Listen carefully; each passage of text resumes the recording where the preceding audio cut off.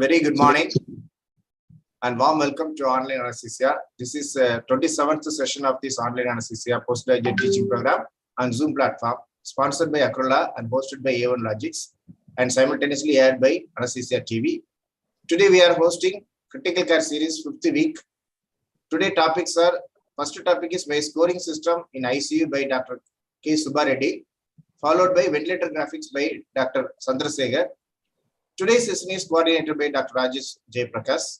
Over to you, sir.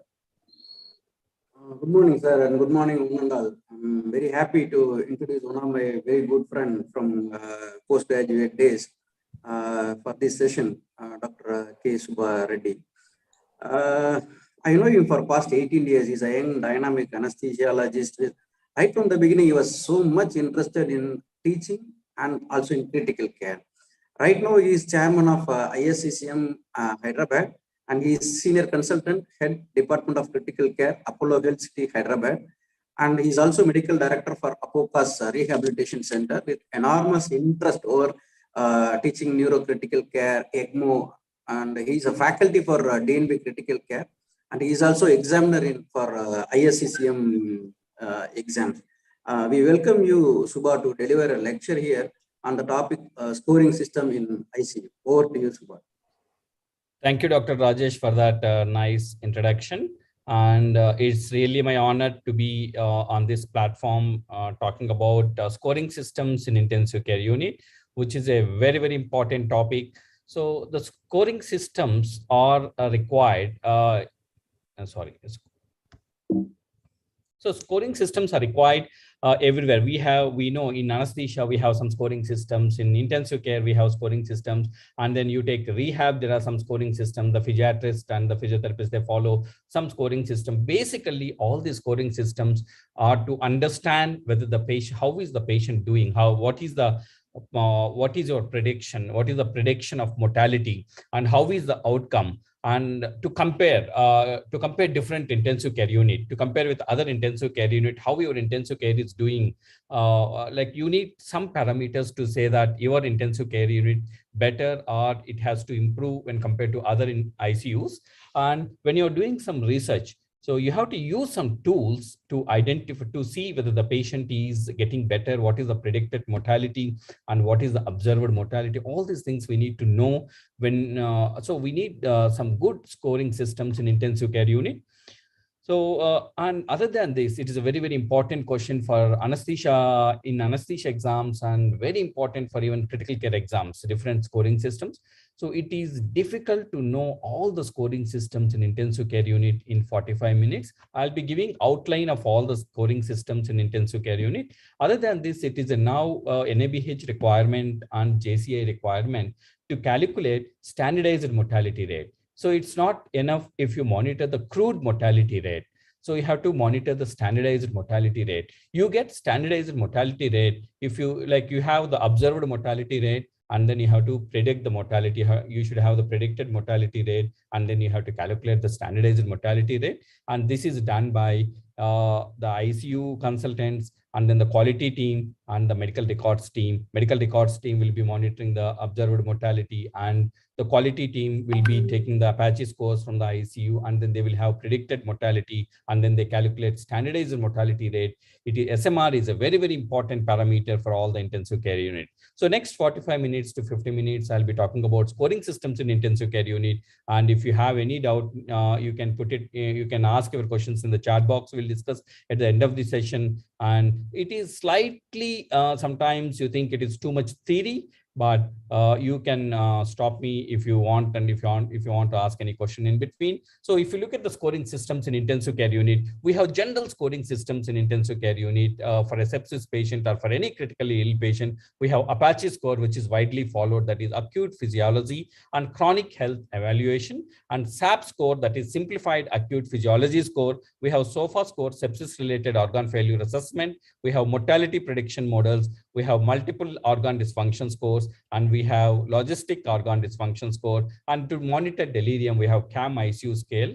And if you look at subarachnoid hemorrhage, if you're working in a neurocritical care unit, so you get subarachnoid hemorrhage patients, and then you have different scoring systems. For SAH, you have Hunt and Huss grading system. We have World Federation of Neurosurgical Society scale, and we have Fisher scale CT grading to look for vasospasm. And in trauma, if you look at the GCS is not a critical care scoring system, but still we follow the GCS in the neuro-intensive care units. We have a revised trauma score. We have emergency trauma risk assessment scores, and then and we have based on the anatomy in the trauma, we have abbreviated injury score, we have organ injury score, we have injury severity score, we have anatomic profile, penetrating abdominal trauma index, we have trauma mortality prediction model, different scores for different diseases. These scoring systems are basically divided based on the disease and based on the physiology of the critically ill patient and based on the anatomical side. So for stroke, we have aspect score that is based on the CT. We score the stroke, whether it is mild stroke or severe or moderate. And we have NIH stroke scale.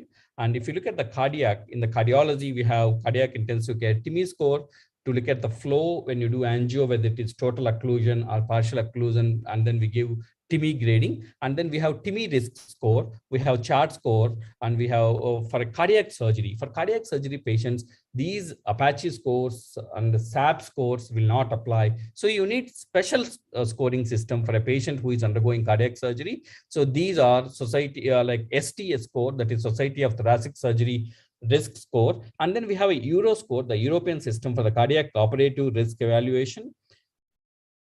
And we have for the pancreatitis, we know, all of us know Ranson's criteria. We have CT severity score that's called Balthazar scoring system. We have simplified prognostic criteria in acute pancreatitis. We have BISAP score. We have revised Atlanta classification. And when it comes to GI critical care, in acute liver failure, all of us know the King's College Hospital criteria for liver transplantation. We have West Haven criteria for hepatic encephalopathy. We have MEL scoring. We have Child-Pugh scoring. And then when it comes to upper GI bleed, we have Blatchford score, which is very important. So it is not possible to cover all the scores. That's why I thought I will introduce the scoring systems of what we use in intensive care unit. But most commonly used scores we are going to discuss now. The earliest attempt to quantify severity of illness in a heterogeneously critically ill patients was actually designed by Cullen. And in 1981, since last 30 years, we started using scoring systems, and we are improvising these scoring systems. So acute physiology and chronic health evaluation scoring system. And after that, we have simplified acute physiology scores, and then we have mortality prediction models. So what are the advantages of quantifying the critical illness with scores and relating this to outcome?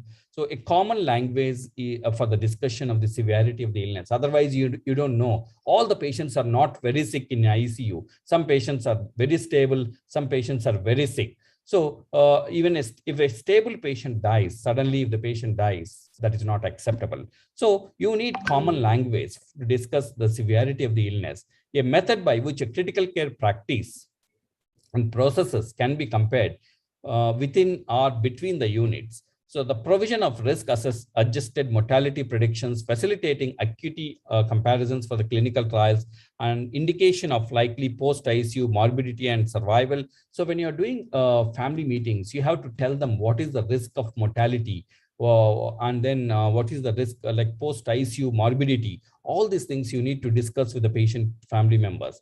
So what are the limitations of this scoring system? There is no ideal scoring system. So there are limitations for all the scoring systems. That's why we are improvising the scoring systems. We have Apache 1, we have Apache 2, 3, and Apache 4. The most commonly used score in most of the hospitals is Apache 4 system. So the limitations are it cannot provide the individual patient prognosis, and it cannot be meaningfully used for the treatment decisions. The scores were derived from a very large cohorts of heterogeneous patients, and the prognostic output is mortality probability estimate for a similar cohort, but not an individual. So that's why individually you cannot predict, or we cannot but for a group of patients, you can identify the probability of mortality by using these scoring systems. So if you look at the scoring systems, as I said, 30 years back, these scoring systems they started using. And initially, the SAP score, which was designed in France and with a cohort of around 600 patients. SAPS 2 in 1993 with 13,000 patients. SAPS 3, it is 16,000 patients. So then we got mortality prediction models from US, from American ICUs. So European ICUs, they were following SAP score. In American ICUs, they were following mortality prediction models. And then again, in the American hospitals from 1981, there are two scoring systems. One is to predict the mortality, that's called mortality prediction models. And then they have Apache scores. 1981, the first Apache score came, and all the scores they monitor in first 24 hours. So if you look at the initial scores, the cohort size, sample size is very less, 600 to 800 patients. Later, if you look at the Apache 4, they have taken nearly 110,000 patients from 104 intensive care units from US, and then in UK they follow both ICNR C scale and Apache scores. And so what are the factors indicating the severity of illness? So as I said, in Apache score, there are two components. One is acute physiological disturbance, and then the primary pathological process causing physiological disturbance. And then you need to take age, comorbid states, and the physiological reserve of the patient when you are scoring that patient. So coming to acute physiological disturbance, an untreated physiological insult can increasing compensatory activity in order to retain the vital organ function. But most of the compensatory mechanisms are neuroendocrine responses to maintain tissue oxygenation. So compensatory signs, we know patients will hyperventilate, patients will have tachycardia, oliguria, and they will have associated cerebral dysfunction, or the hallmarks of early untreated critical illness. Then you get the patient to the ICU or ER, and then you start resuscitating these patients. So if the patient decompensates, so if you allow the patient to decompensate, they will have hypotension, metabolic acidosis, and they become stupros, and your score will increase in the scoring systems. So the most of the scores arbitrarily look first 24 hours after the admission to the intensive care units. So we have two types of score. One is they score the patient within 24 hours, single scoring system, and then we have repetitive scoring systems. So you repeat these scoring systems after 24 hours, after 48 hours, after 72 hours. So, but these scores you need to get prior admission, before fluid administration, before antibiotic treatment, before ventilation, before inotrope start, but difficult to get these scores before prior to admission. So that's why we take these scoring systems in first 24 hours after admission. The potential reversibility of a primary pathological process with specific therapies also greatly influence the outcome. So you need to know what is the primary pathology, and failure to identify organisms. If you don't identify the multi-drug resistant organisms, and if you don't identify the source of sepsis, then your outcomes are bad, and your prediction can go wrong. So increasing age is reduced capacity to respond to an insult. So that's why increasing age has got high score. And early decompensation, some patients which are like smokers, alcoholics, they decompensate very early. So the physiological reserve is a term that hints at the likely ability to cope with an insult and its physiological demands. It is often inferred from the age and comorbidity. So you need to incorporate age and comorbid state to see the physiological reserve, and then you have to incorporate these two things into your scoring systems. So when you're designing the scoring system, the principles behind this design are the choice of independent physiological variables and their timing, and developing a scoring methodology and its validation. And then you have to construct the ROC curve, and then you need to calibrate, and then you have to see the specificity and sensitivity of these scoring systems in given population.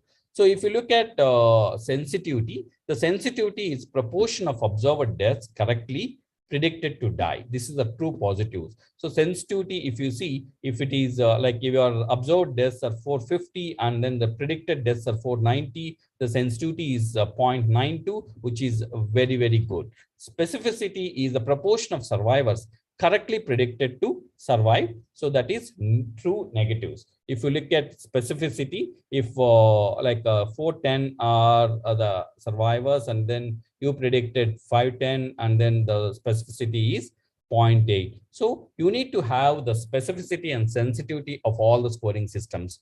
So we commonly followed scoring system is Apache score. We have 1, 2, 3, 4. And first it was designed by Connors in 1981.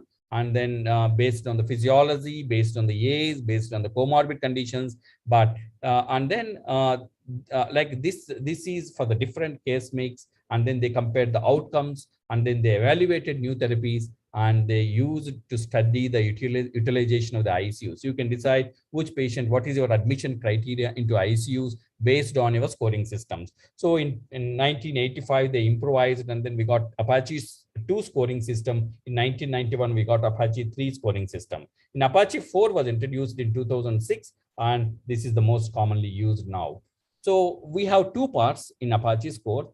APS, this is very important because you need to monitor for all your patients. You need to write down your Apache scores for your patients. So you need to understand what is Apache. APS is acute physiology score. So representing the degree of acute illness. There are two parts, as I said, two components. CHE is chronic health evaluation. So indicating physiological reserve before the acute illness. The APS is APS variables were developed by a panel of physicians from the medicine, surgery, and anesthesia, and 34 variables were selected, and relative weights were assigned according to the clinician's clinical experience and review of the literature. The greatest degree of abnormality of each variable within first 32 hours after admission was used. If you look at the GCS, we take the best score. If the patient has if the patient has M5, after 1 hour, if the patient has M4, so we say M4, or if one hand M5, the other hand M4, we take the best score, that is M5.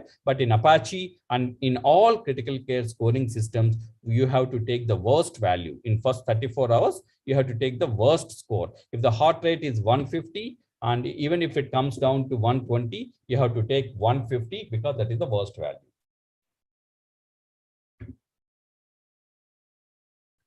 So the CHC consisted of questionnaire inquiring about the number of recent physician visits. So how do you evaluate chronic health? You have to find out their recent physician visits, activities of daily living, and presence of any malignancy. The patients were classified into A for excellent health if they have, D for severely failing health, and the final score consists of both APS, acute physiology score, and then CHC. If they're severely the chronic health is not good, then you give the scoring score as D, and then for the APS you have 25. So you can say 25D. The probability calculations were not part of the original Apache system.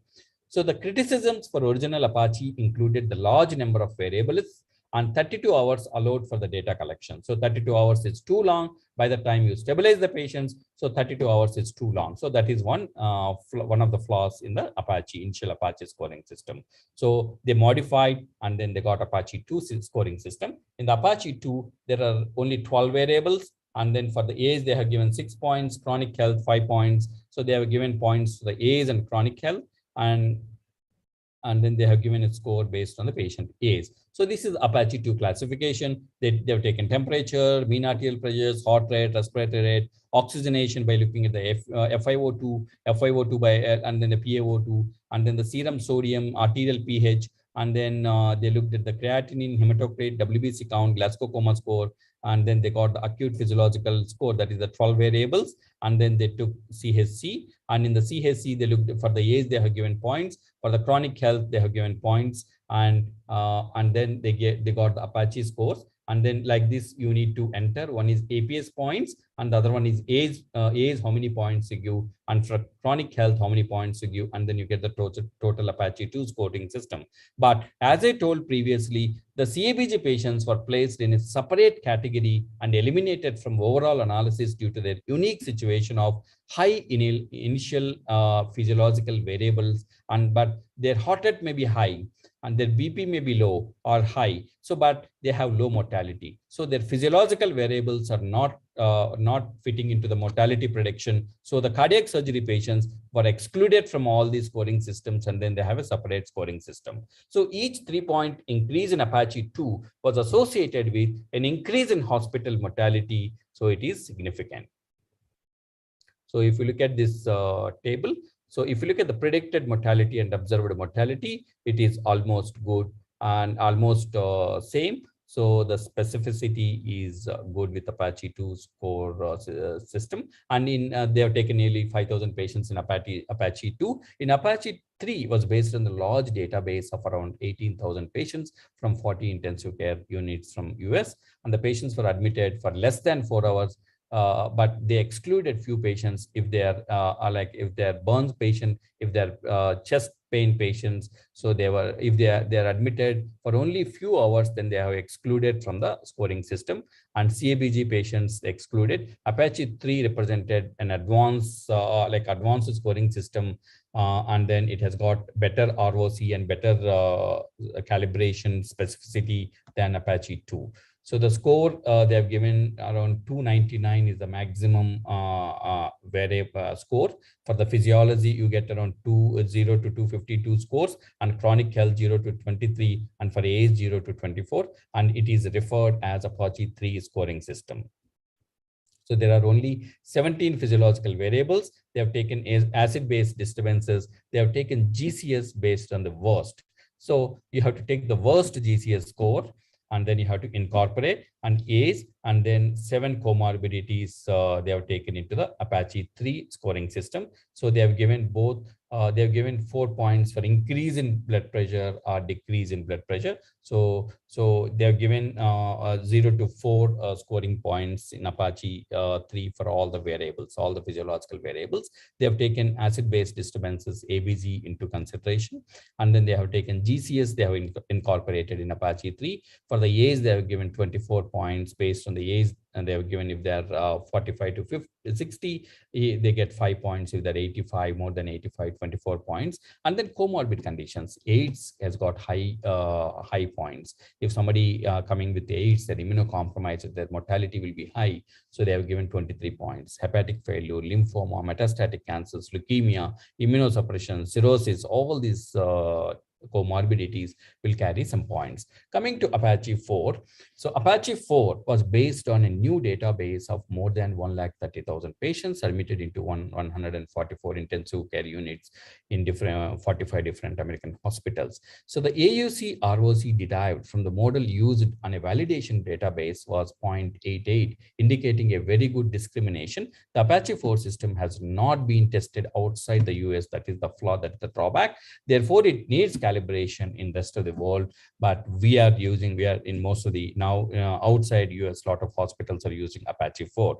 Indeed, this might also be the case in the US, given in selected units which they have not taken for the database. So this is a very, very important slide for all of you. This slide has to be, this picture has to be, this printout has to be there in each and every patient file, and then you need to score Apache for all the patients. So we have now on your iPhones, you can download that app. And then when you put all these variables, if you put age, temperature, MAP, heart rate, respiratory rate, mechanical ventilation, yes or no, FiO2, PaO2, PCO2, pH, sodium, urine output, urea, blood sugars, albumin, bilirubin, weight, WBC, GCS. When you put all these things into your app, you will get a scoring system. And then the chronic health condition, you have to see for these chronic health issues, and then you have to tick, and then you have to get some information. So admission information, whether he was admitted for emergency surgery, whether it is a readmission, so that you have to enter. And then what is the admission diagnosis you need to enter. If it is a stroke, did you thrombolize or not, you have to enter. Then you get Apache 4 scoring system. The maximum score is 286. For APS, we have 239 points, and estimated mortality you will get, and then you will get estimated length of stay. So the ICU, when you are doing a family meeting, they will be asking you, how many days, doctor, how many days this patient is going to stay in your hospital, in your ICU? Then you need to give some answer based on your scientific data. You cannot say, oh, I think 1 week, oh, I think 10 days. No. So you will get estimated length of stay when you fill all these parameters, and then when you get a score. But to get this scoring system, do you want to do ABGs for all the patients? Do you want to do sodium for all the patients? Do you want to do albumin for all the patients? If the patient is in surgical ICU, you are monitoring post-op surgical patient. But when I ask you to monitor for Apache 4 score, and then if you write albumin, bilirubin, hematocrit for this patient, so the bill will go up, and they will not accept. So you have to assume few things in if it is a post-surgical patient, when the pre-op albumin, everything is like, if they are normal, if you think ABZ is normal, you have not done ABZ, then you can assume these things, and then you can fill, and then you can get the Apache 4 scoring system.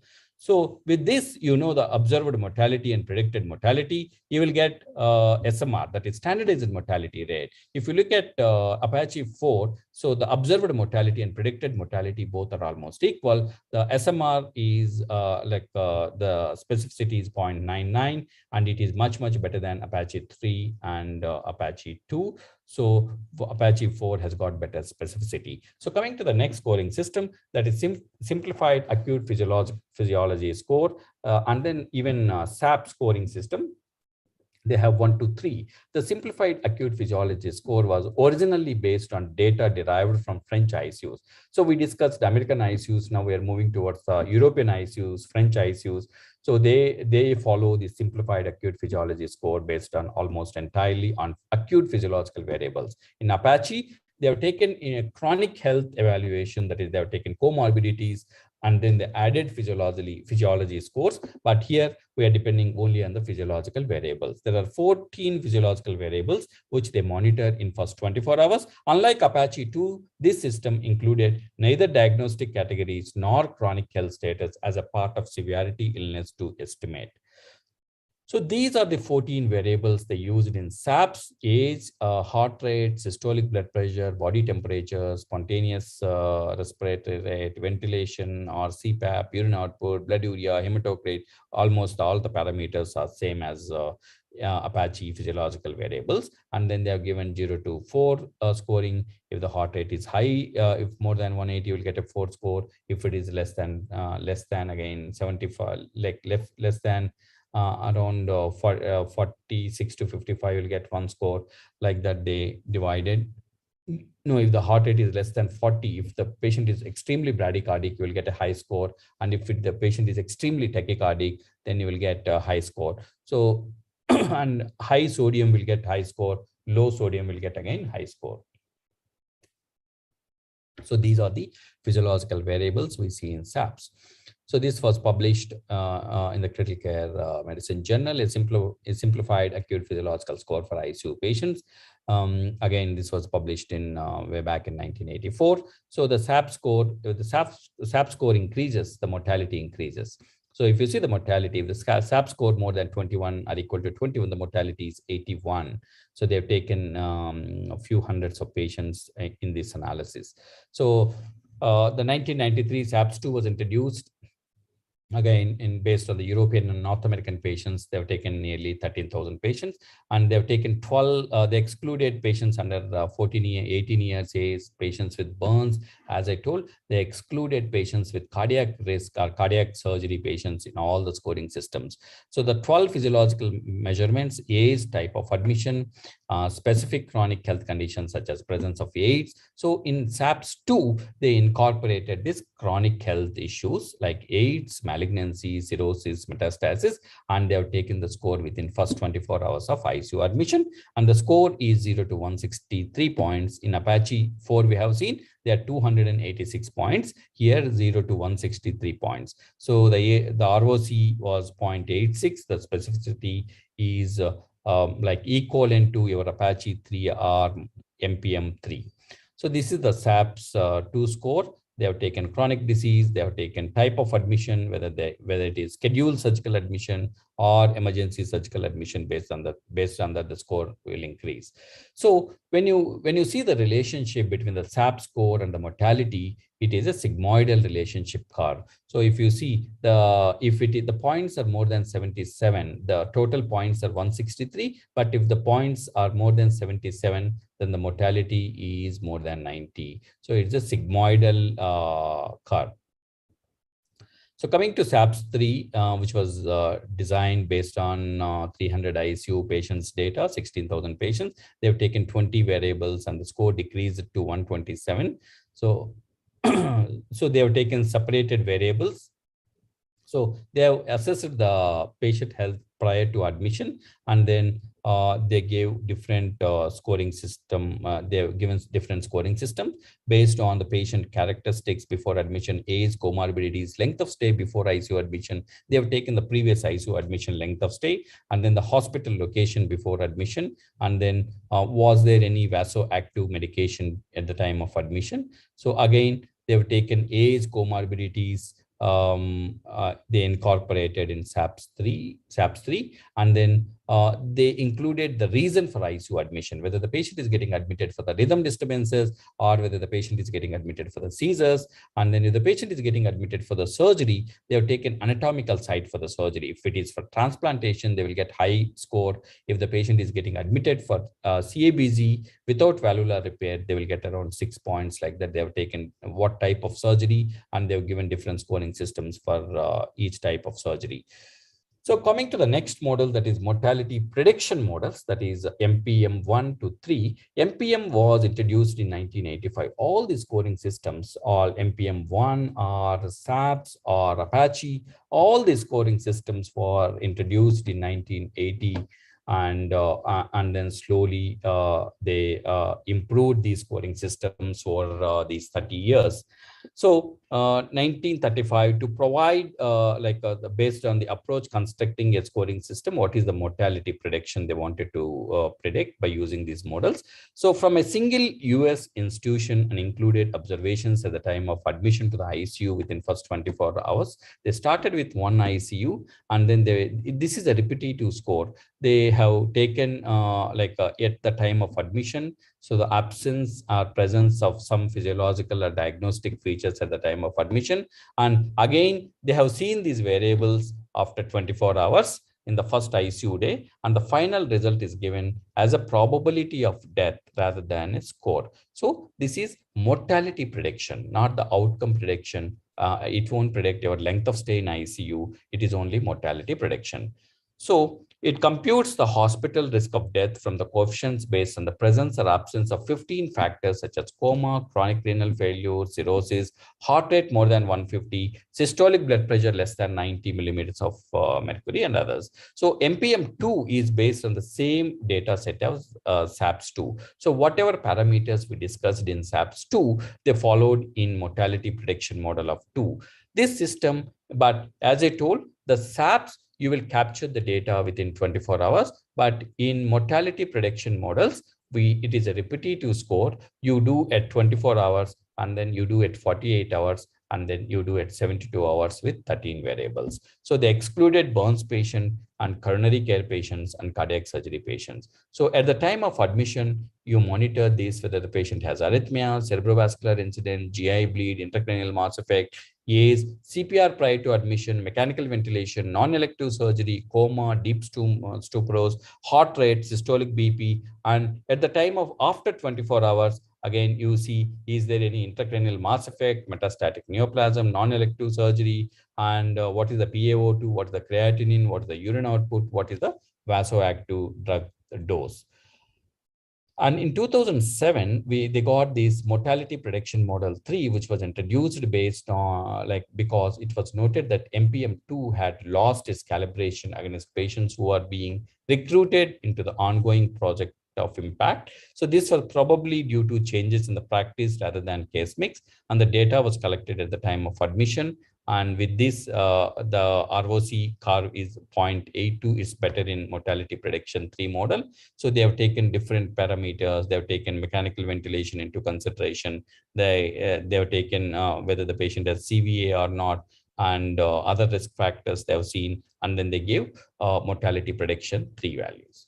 So in UK, they have a different organization, that is Intensive Care National Audit and Research Center. So this ICNARC, the Intensive Care National Audit and Research Center in UK, is an organization dedicated to collect the data and analyze the critical care data derived from around 160 UK ICUs on regular basis.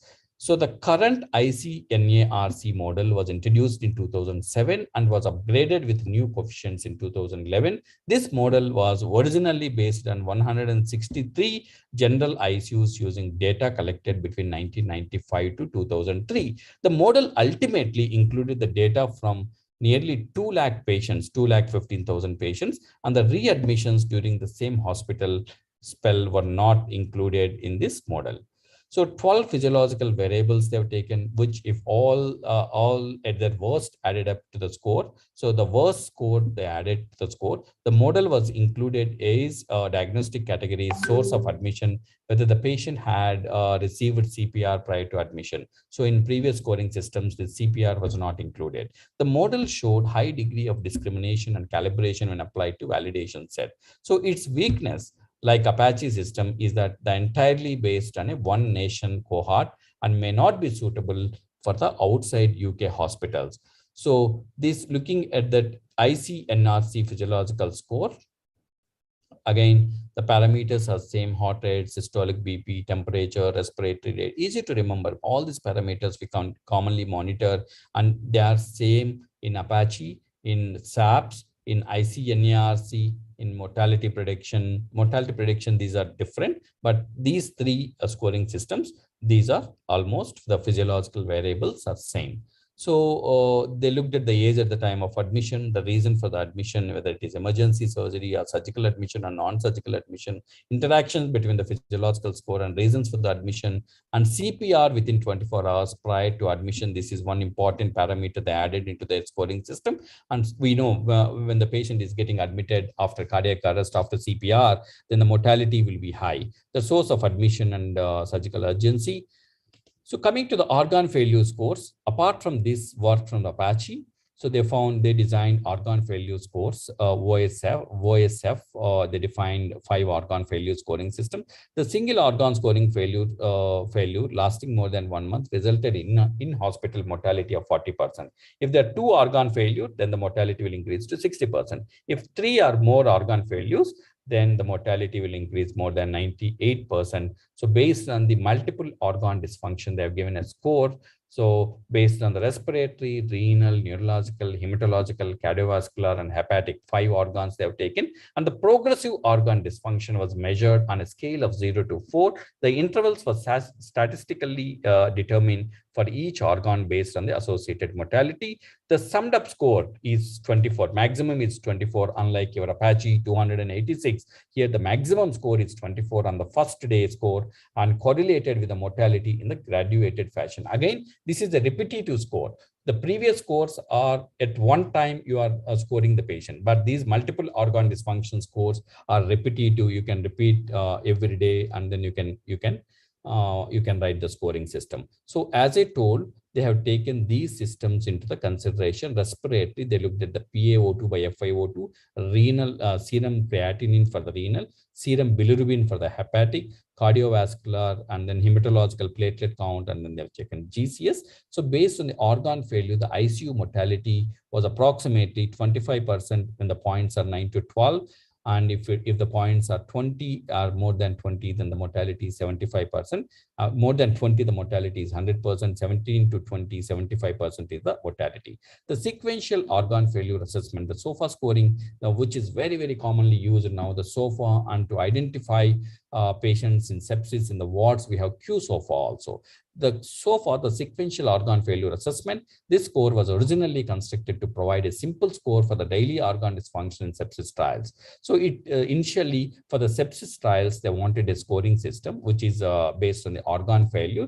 So they've taken SOFA score for most of the sepsis trials. You might have seen the recent trials for the extracorporeal blood purification therapies like cytosorb therapies. So when to use cytosorb filter, and for all these studies, they have taken SOFA score. It takes into account of 6 organs, as I told in the previous slide: brain, cardiovascular, coagulation, renal, hepatic, respiratory, and scores from 0 to 4, that is normal to extremely abnormal. So this is the SOFA score, which is very, very important. You need to remember and write it in your exam. So respiration, PaO2 by FiO2 ratio, if it is more than 400, 0. If it is less than 4, coagulation, platelets more than 150,000, it is 0, and less than 20,000, it is 4. And then you take liver bilirubin, you monitor for the liver, and if it is more than 12, you give 4 points. Cardiovascular, you look at the mean arterial pressures, and then if it is the patient is on epinephrine or norepinephrine, then you give a score of 4. And if the patient GCS is less than 6, this is the only score. A lower score is bad, higher score is good. So even that's why it's not a critical care scoring, but GCS, low score is bad, high score is good. So in other scoring systems, high score is bad. So in renal, again, if the creatinine is more than 5, then you give a score of 4. So you have to score from 0 to 4, and then you look at lungs, coagulation, liver, heart, CNS, and renal. Based on these parameters, you give sequential organ failure assessment score, that is SOFA score. There is one more score called logistic organ dysfunction score, an organ failure score that can be used in hospital outcome. This is also like SOFA score. So logistic organ dysfunction score. So again, this is based on the neurological, cardiovascular, hematological, respiratory, hepatic, and renal. This is also similar to SOFA score. This was published in JAMA 1996. So we completed the sepsis scores, the common scores for the medical ICUs. Now coming to the surgical ICUs and neuro ICUs, we have a trauma score.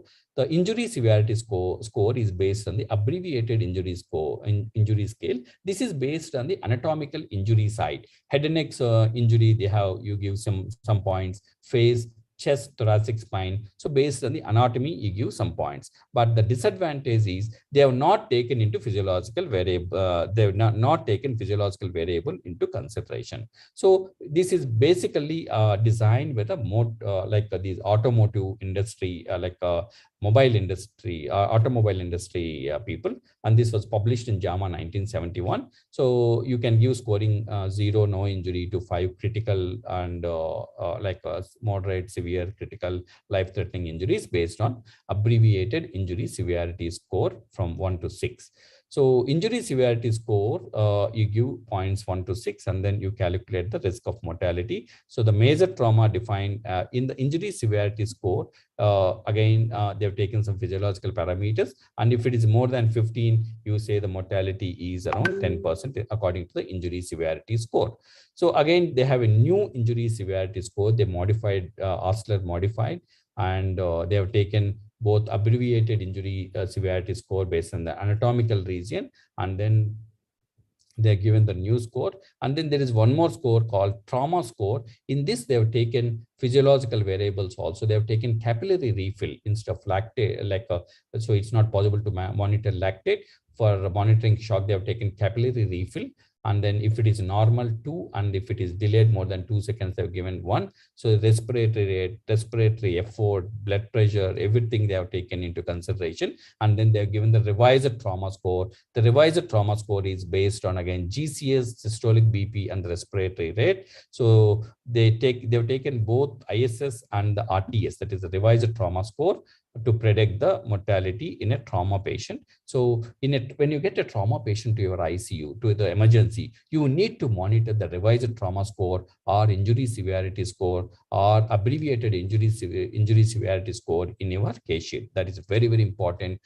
because all these cases are medical legal cases, and then you need to monitor these, you need to write the scoring systems, and then you need to predict the mortality. You have to explain to the attendants. So trauma injury severity score, the TRIS is also, they have from the data of around 30,000 patients. So, and they included the presence of penetrating injury and age into the TRIS scoring system. If the age is high, again the mortality is high. So then they have not taken age into consideration in the previous scoring systems. So coming to again ASCAR, that is a severity characterization of the trauma. This is also introduced for the trauma patients, more slightly modified TRIS. So next, I have another 2-3 scoring systems, and then I will wind up. This is clinical pulmonary infection scores. So if you have a patient on ventilator, if the patient deteriorates because of ventilator-associated pneumonia, how do you identify? Do you have any scoring systems? So we have a score developed to establish clinical radiographic laboratory markers to detect pneumonia, and then serial clinical pulmonary infection score. Even you can predict survivors, non-survivors. Scored more than 6 suggestive of pneumonia. If it is more than 2 days, 48 hours, then we say it is ventilator-associated pneumonia. So based on temperature, if the temperature is high, you give 2 points. Based on TLC, based on the secretions, tracheal secretions, whether they are purulent or mucoid. Oxygenation, based on oxygenation, you give score. Based on the chest X-ray, if you have localized opacity, then that is VAP. And progression of the radiological opacities, so then you give high scores. And the cultures, what cultures you are getting from the tracheal aspirate. If you get a pathogenic bacteria culture in a heavy quantity, then you give a score of 1. So this is CPIS, and then you detect VAP in your ICU based on this score. And in 1988, Murray and colleagues proposed an expanded definition of ARDS, taking into account of various pathophysiological features into the clinical syndrome. The Murray scoring system included 4 criteria for the development of acute lung injury or ARDS: a scoring of hypoxemia, scoring of respiratory system complaints, and chest radiographic finding, and level of positive end expiratory pressure based on your PEEP, based on your chest X-ray findings, based on the respiratory compliance, based on the hypoxemia. The Murray has given a scoring system for the ALI or ARDS patients. So based on this scoring system, you can decide so when to go for advanced ventilation, when to go for ECMO, and you need to write the Murray scoring system into your case sheet when you are treating a ARDS patient. So each criteria receives a score of 0 to 4 according to the severity of the condition. The final score is obtained by dividing the collective score by the number of components that were used. So if the score is 0, there's no lung injury. If the score is 1 to 2.5, mild to moderate lung injury. If the score is more than 2.5, then there is a presence of ARDS. So this is the score given. Chest X-ray score, no alveolar consolidation, 1. If the alveolar consolidation confined to 1 quadrant, so 1 is if it is no, then 0. And if it is 2 quadrants, 2, and 3 quadrants, 3, 4 quadrants, it is 4. And the hypoxemia, PaO2 by FiO2, we know, we monitor ABGs, and then if it is more than 300, then it is 0. And if it is less than 100, you give a score of 4. And PEEP, if it is less than or equal to 5, you give 0. If the PEEP is more than 15, you give a score of 4. The respiratory system compliance, if it is more than 80 ml per centimeter of water, the compliance is good, then you give a score of 0. If the compliance is less than 19 ml per centimeter of water, then you give a score of 4. So, so that's how you calculate the Murray score, and then you decide your mode of ventilation, or whether to go for prone ventilation, or whether to go for ECMO based on your Murray score. So we discussed initially the common scores we use for sepsis. We used we discussed about the Apache score. We discussed about SAP score. We discussed about the mortality prediction scores, and then we entered that after Apache we have seen these trauma scores, and then we have discussed about the abbreviated injury score, and then the revised trauma score, and then we have seen the scoring system for ARDS and detect the pneumonia intensive care unit. And then we have different disease-specific scoring systems. I have not gone into that. I think when you're discussing pancreatitis, you will discuss about the Ranson's criteria, BISAP criteria, you will be discussing about the Balthazar scoring system. When you're talking about subarachnoid hemorrhage, you will be talking about Fisher's grade, and then WFNS grading, and Hunt and Huss grading. Like, I'm not going into disease-specific scoring systems, but I generally discuss the general scoring systems, what we use in intensive care unit, I discussed. And I think this lecture is available on YouTube, and then the slides you can take. It is good for you to prepare for the exam. Thank you so much, and I'll be happy to answer a few questions. Thank you, Subha. It's an excellent lecture. So we will take up some questions. Now, before going into the questions, I have a small doubt. What scoring system people strictly follow in your critical care unit in this? Dr. Rajesh, across the Apollo group, so we integrate all our critical care services. So we generally we have a regular meeting, and then recently in our meetings we decided, because each unit was following different scoring systems. Some units they were following SOFA scoring, and some units they were following most of the units were following SOFA scoring, and now some units were following Apache 4. But now we decided across all the hospitals, so we should follow Apache 4 scoring system. And then it is very easy. You have an app, and then you put all the parameters into that app. You will get a score. You will get an acute physiology score, and then you get a CHC score, and then you will get total Apache score, and then based on and then it gives the predicted mortality, and then it gives the predicted length of stay. So you can talk to the patient family members and tell, so this is the predicted mortality, this is the length of stay, and then you monitor the observed mortality, and then you can monitor the standardized mortality rate. So it is mandatory now in all the intensive care units. If you are NABH accredited, you should have this standardized mortality rate to look at the quality of your intensive care units. If you look at only crude mortality, that will not give you any information if you have crude mortality. So some ICUs will get very sick patients and the mortality is high. Some patients, some ICUs, they get very stable patients, but if the mortality is high, it is not acceptable in those ICUs. So you need to have this kind of scoring system. We follow Apache 4, Dr. Rajesh.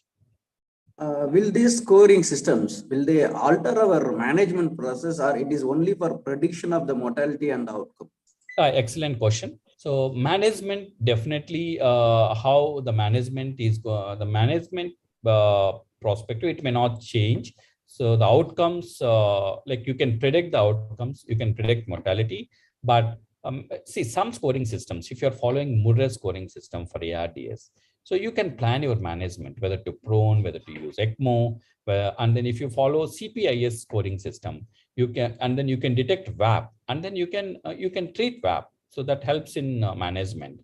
So other scoring systems are basically to compare the quality of your ICUs and to see the outcome of patients.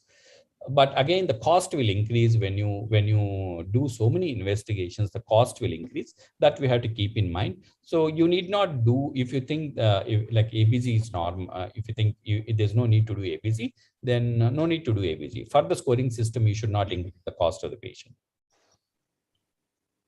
As the SOFA score is the very commonest question being asked, can you please highlight on that SOFA scoring system, how much you apply that scoring system in your practice? SOFA scoring. SOFA scoring system is a very simple scoring system. So unlike Apache, unlike SAPS, you have so many variables. So in the SOFA scoring system, you have sequential organ function assessment. You take 6 organs, you take lungs, you look at the PaO2 by FiO2 ratio, you look at hematological system, you take the platelet count, and then you give 4 rating, 4 scoring, and then you look at the bilirubin, and then you look at the GTS. So with these parameters, you look at the mean arterial pressures, whether the patient's vasopressor requirement is high or not. So with this, you get a score. And as unlike the Apache score, you are monitoring only once, that is once in 24 hours. SOFA score is a repetitive score. You monitor every day. So, and then you can know whether the patient is progressive, patient is improving or deteriorating. If the organ failure score, if it is increasing, then your patient mortality is increasing. And then that will guide your treatment also. If the SOFA score is high, then I would like to use extracorporeal therapies. I want to go for, if vasopressor requirement is going high, then I decide, okay, the patient is going into cytokine storm, I can use cytosol filter, or I need to change the antibiotics. I need to go for renal replacement therapy, or based on your SOFA score, your organ support level also will increase based on SOFA score. So, and people thought even SOFA score is cumbersome, and then they got Q SOFA. So if the patient is in the ward, and then if you follow, there are only 3 parameters: systolic blood pressure, respiratory rate, and altered sensorium. And then if the patient is in the ward, and then if there is any decrease in sensorium, or drop in systolic blood pressure, increase in respiratory rate, you and then immediately identify, and then you announce sepsis code and shift the patient to the intensive care unit. So the Q SOFA is very, very simple to follow by the nurses and in the wards. But the Q SOFA will not be applicable for an intensive care patient. Already patient is sick, and then you need to follow proper SOFA scoring system. Thank you, Subha, for enlightening us with your great lecture here. I don't find any other questions in the chat box. Edward sir, do you have any question to ask? Thank you very much for the extensive coverage of the scoring system. It's excellent. It will be, I hope it will be helpful to the postgraduate to write the exam, sir. Thank you. Thank you so much, sir. Thank you, Subha. Thank you for joining us. Thank you all. Thank you so much for giving me this opportunity. I'll be very happy to participate in any lectures in future. Thank you so much. Thank you. Edward sir, over to you for the second session. Okay, sir. So we will move on to the second topic, that is ventilator graphics by Dr. Chandrasekhar sir. He is a professor and head of Department of Critical Care Medicine from Institute of Gastroenterology Sciences and Organ Transplant, IGOT, Bangalore, Karnataka. He is the author of the book Mechanical Ventilation Clinical Application. Sir, over to you, sir. My screen is visible, sir? Yes, sir, it's visible, sir. Okay.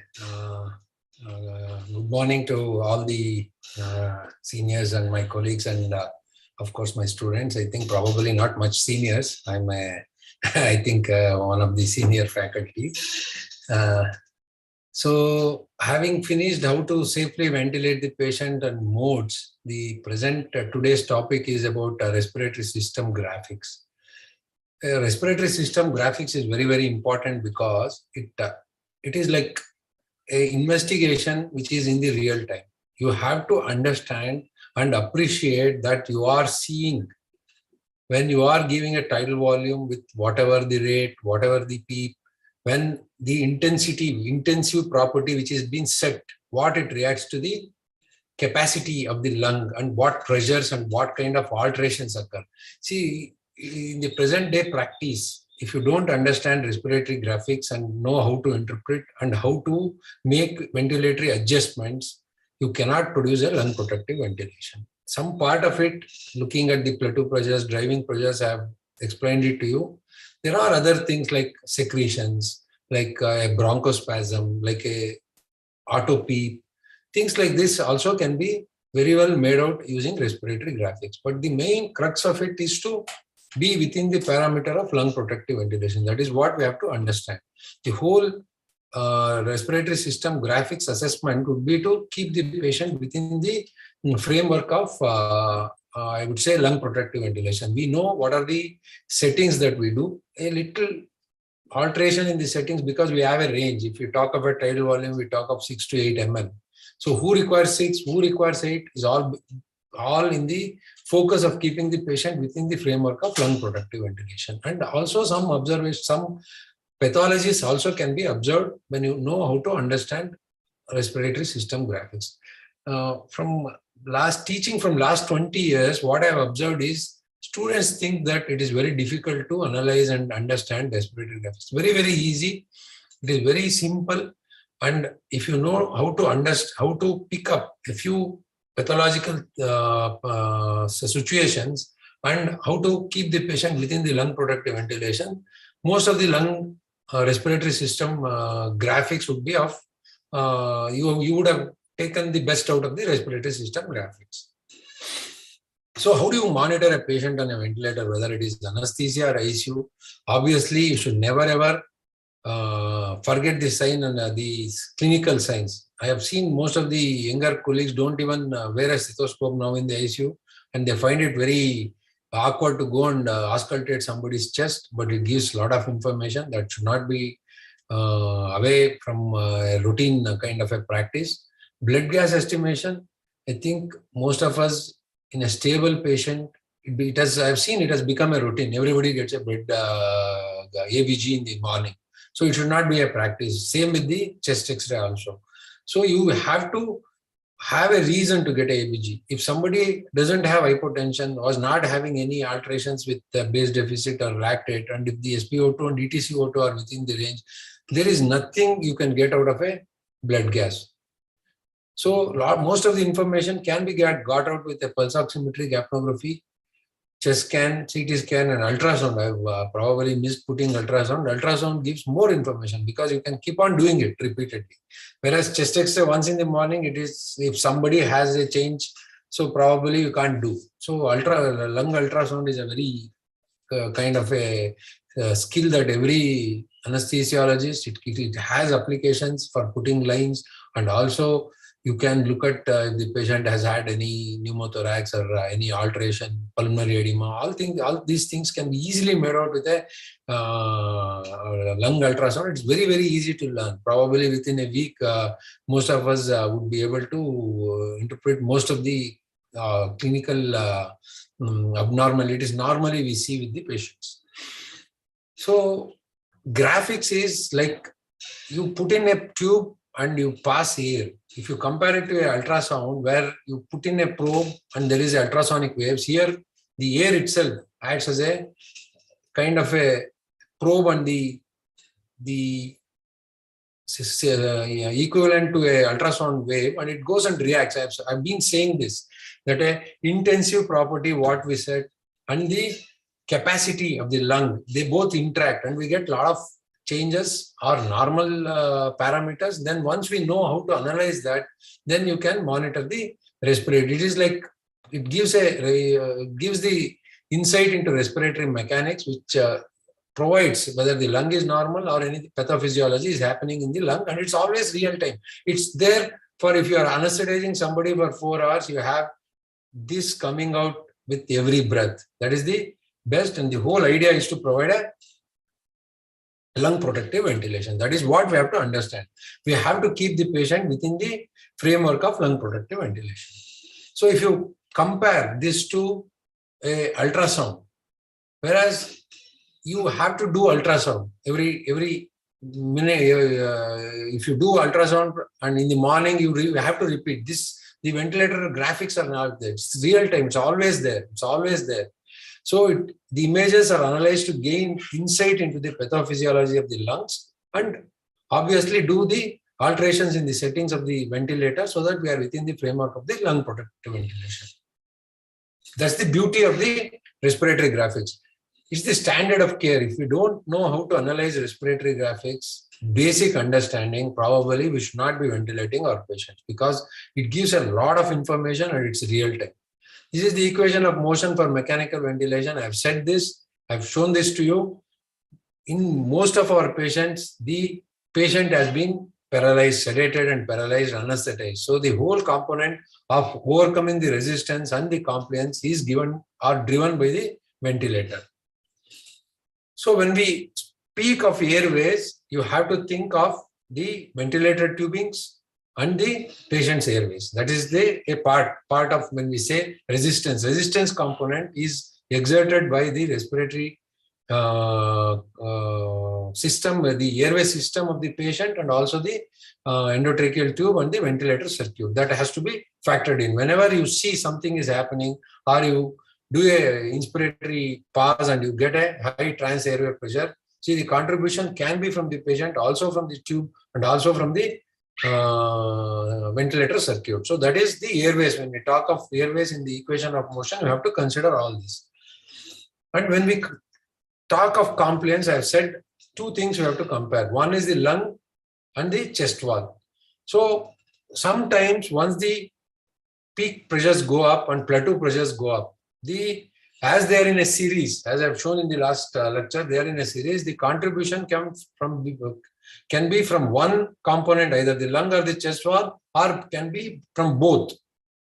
For example, when we have a patient, when we have intubated a patient, suddenly the patient, a cardiac kind of a ejection fraction around 30-40% comes for a surgery, suddenly patient may develop a pulmonary edema.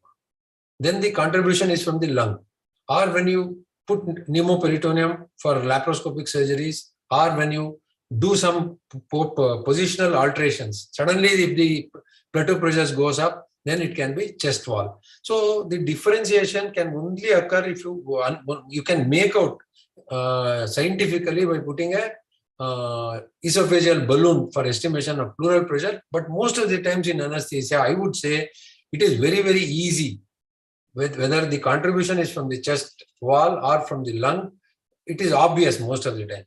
Sometimes, in rare occasions, it can be both. And then also, once you look at the clinical signs, it would be obvious to the anesthesiologist.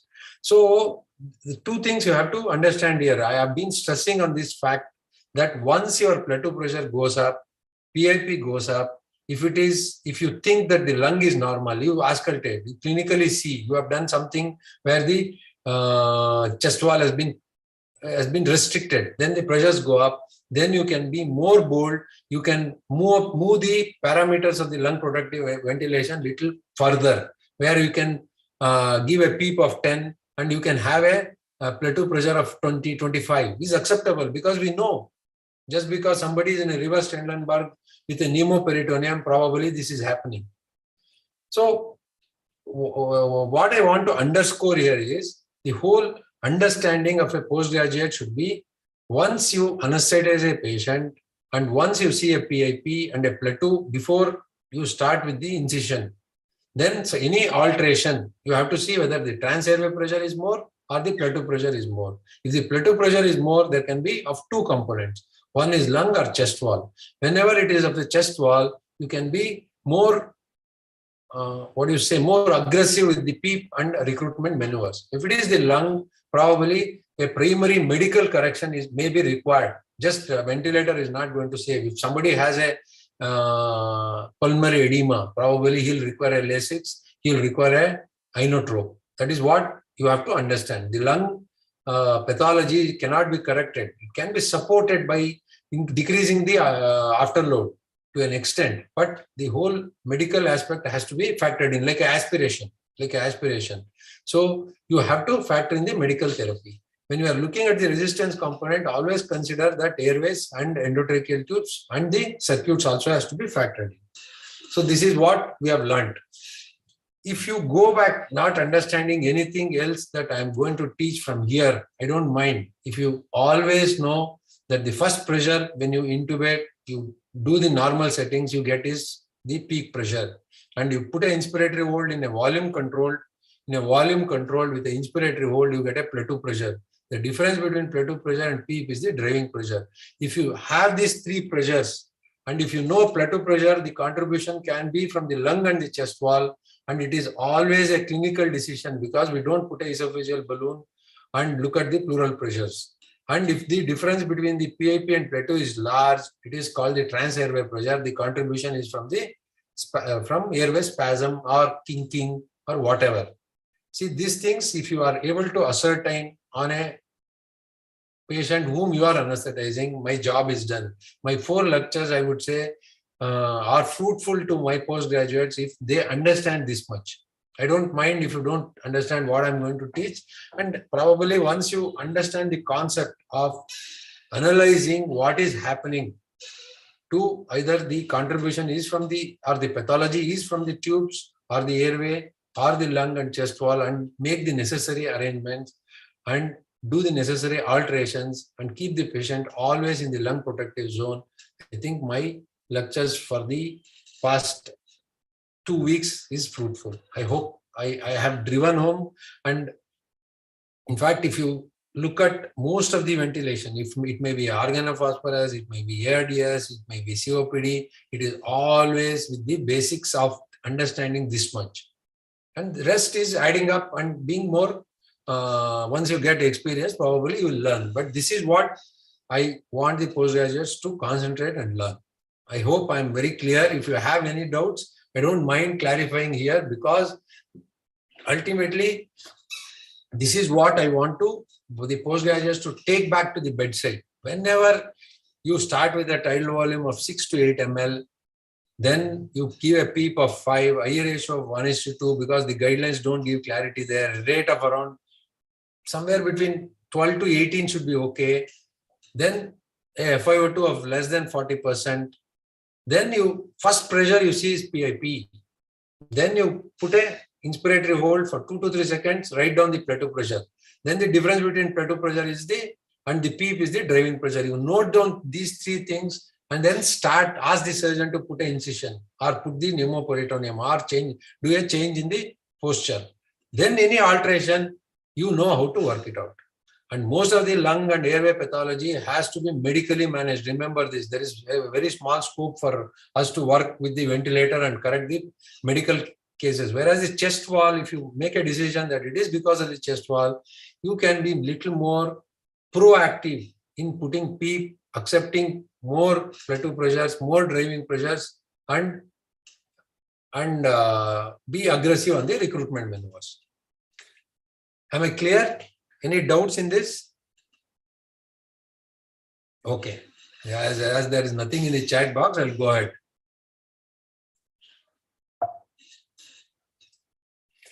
So I have said in the last last session also that the ventilator generates just the inspiratory flow of gas. It doesn't do anything other than that. And flow occurs only when there is a pressure difference. And flow for a given time is a tidal volume delivered. And this I have already shown you. So you can alter the delivery of tidal volume by increasing the peak inspiratory flow or increasing the time. This is where the understanding has to be especially in the pressure support ventilation, which is the mode which we use in the ICU for almost like 70 to 80% of the time. There is nothing you can alter. IA ratio cannot be altered. Patient controls, rate patient controls. Only tidal volume by altering the pressure support we control.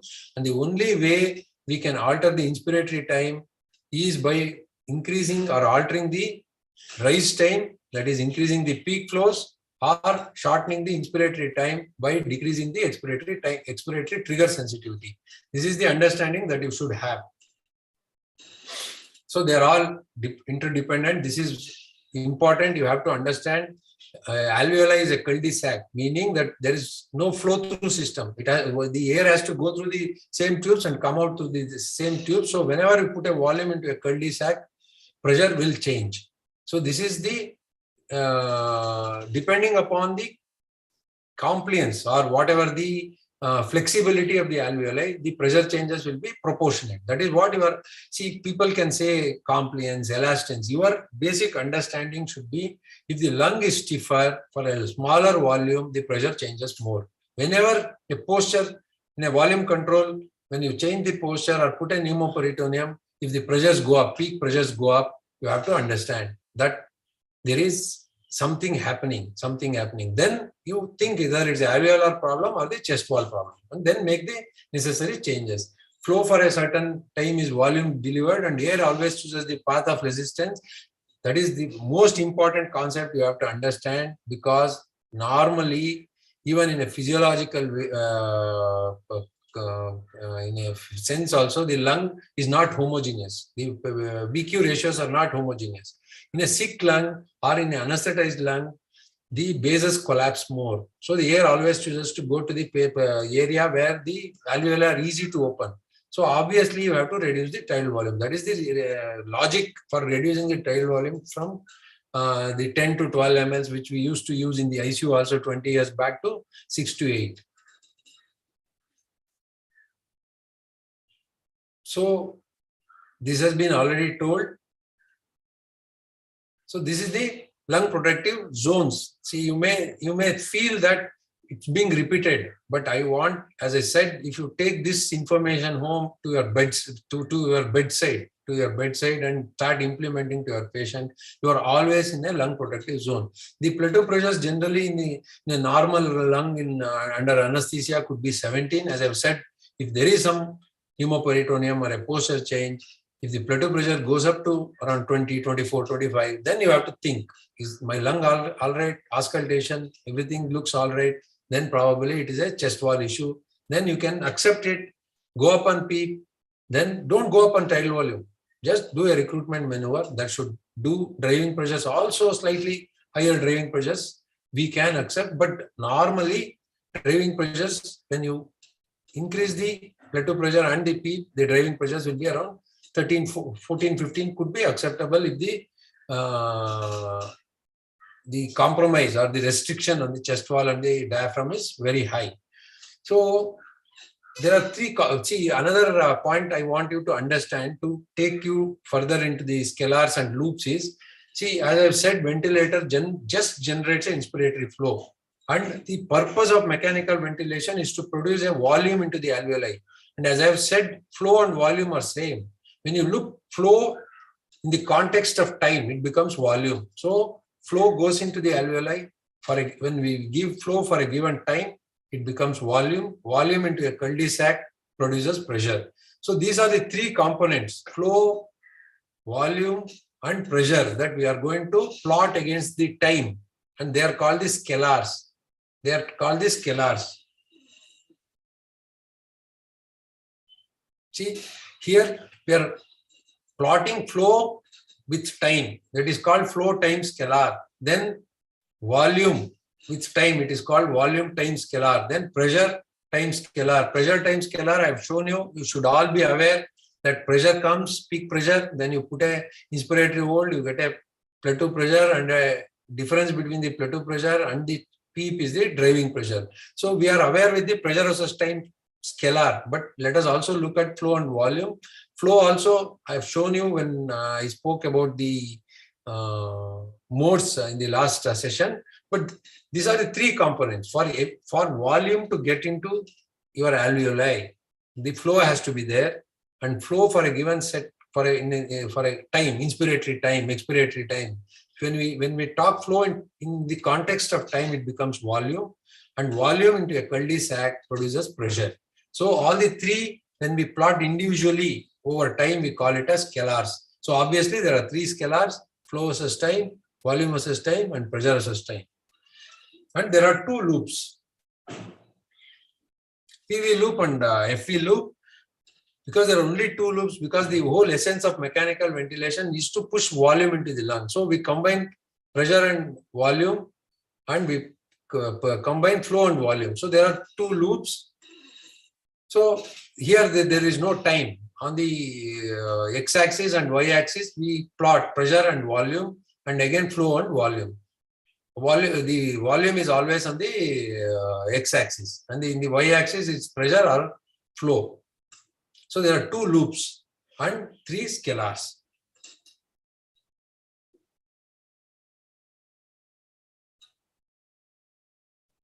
Sorry, I told that in the PV loop, the y-axis is volume and the x-axis is pressure.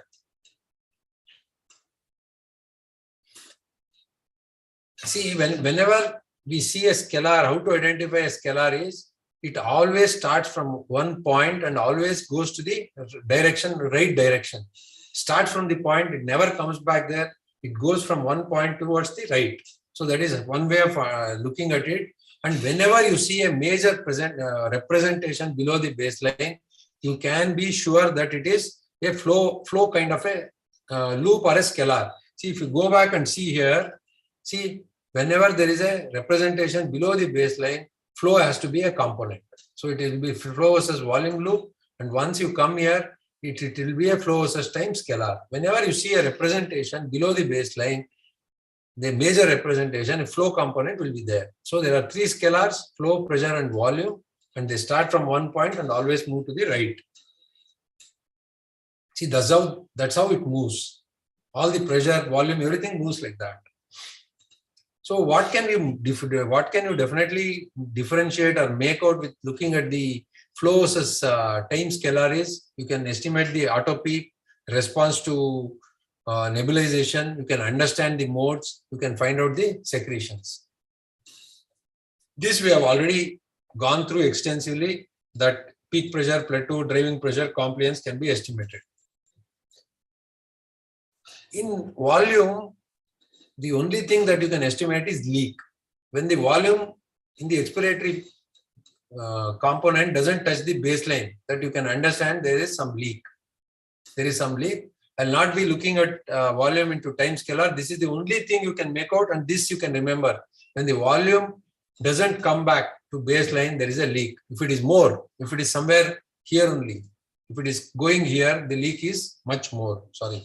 If this goes here and stops here, then the arrow becomes bigger, that much leak is there. So in volume versus time scalar, only thing that you can reasonably make out is air leak, and that's how it presents. So volume versus time will be ending here, you remember that. And when we talk of these scalars, you should remember, when you're talking of flow, everything will be flow. You should not add up any pressure here. This will be the peak inspiratory flow. This will be the peak expiratory flow. When you're talking of pressure, everything will be pressure. The pressure at the baseline will be P. This will be peak inspiratory pressure. If you put a plateau or inspiratory hold, you will get a plateau pressure. Then it will be driving pressure. All pressures will be always on a pressure versus time scalar. This is the tidal volume. So this is the leak volume. So when you talk of volumes, we talk of volumes. So you should not combine. You should always remember that. So this is how you've seen on a ventilator. Which is the flow versus time scalar in this? Can anybody type? Which is the flow versus time scalar in this? And which mode is this? What kind of a flow? Is it a square pattern or a decelerating pattern? And what kind of a mode could it be? Can somebody type? Which is the flow time scalar? First question. Which is the flow time scalar? 2. Is it a decelerating kind of a flow or a decelerating kind of a flow or a square flow? It is not square. If you see, it is a decelerating flow. If it is square, it has to be square. It is a decelerating flow. This is a pressure versus time scalar. This is square. Because once the pressure reaches in a pressure support or a pressure control to 20, till the time elapse is there, the pressure is maintained there. So it is square. Whereas if you see on a volume versus time, in a volume control, pressure versus time, it will be not like this square. It will be like it gradually peaks up and then becomes the maximum pressure at the cycling time only. This is a decelerating flow. This is not a square flow. This is the time versus flow versus time scalar because there is a representation below the baseline.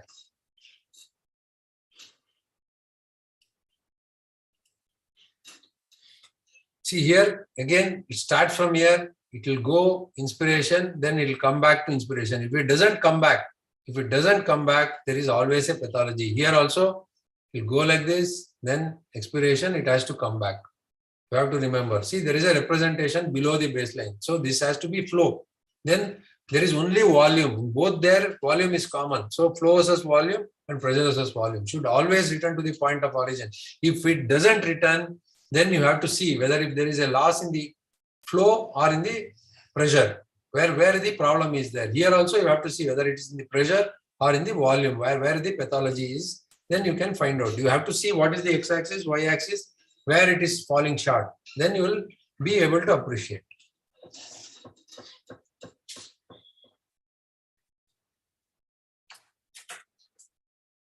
See, this is the square wave. This is the one we had. This is a decelerating.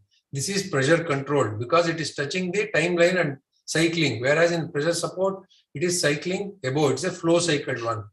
X, if you consider the peak flow as X, 25% of the X, it always cycles. It will, both are decelerating, but this decelerates and touches because it time cycled. It has to touch the same time line and then only cycling occurs. And this is how we normally breathe. sine wave. This is the flow patterns that the ventilator is capable of generating. Now, present day ventilators, in some ventilators in volume control also you can put decelerating, so that as I've said, then it doesn't become a fixed flow. But the whole idea of having volume controlled is in a patient who is paralyzed or passive, so that we get to, and they'll be sicker. Otherwise, why would we ventilate or under anesthesia? Otherwise, we would not put them on volume control, isn't it? At that time, I would always prefer to have a square wave, because in a constant flow only, it is better to appreciate the plateau pressures. So something to remember.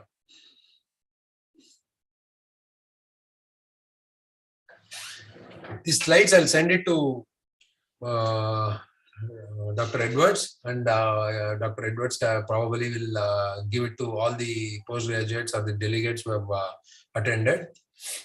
Okay. So when we see, I've said three phases of ventilation: trigger, pressurization, then limiting, then cycling. This is what we understood. So flow versus time is used to understand modes. That is something we have to understand. That is see, this is flow versus time. So everything will be spoken in flows only. This is the peak inspiratory flow, peak expiratory flow. This is the TI, this is the TE. This is one cycle time. This is one cycle time. One cycle time, it is a square wave. Hence, it's a volume controlled ventilation. This much can be assessed. If somebody gives on a ventilator, if you see a decelerating, then see whether the cycling is happening above the timeline or on the timeline. If it is happening on the timeline, it's a pressure control mode. And if it is happening above, then it's a flow cycle, which happens in only one mode, and it is pressure support mode.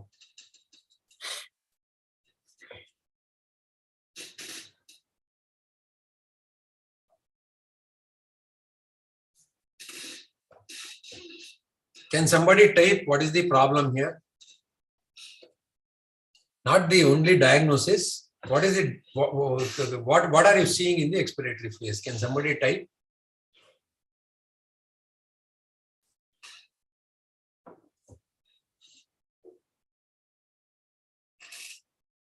No, I would say this, that the expiratory time is prolonged. TE is prolonged, one. And there is not total emptying of air, as somebody has typed air trapping. Some air is remaining, it's not touching the baseline. This much air is remaining. If it happens from here, probably then the air trapping is more. This is what you can appreciate by looking at this wave.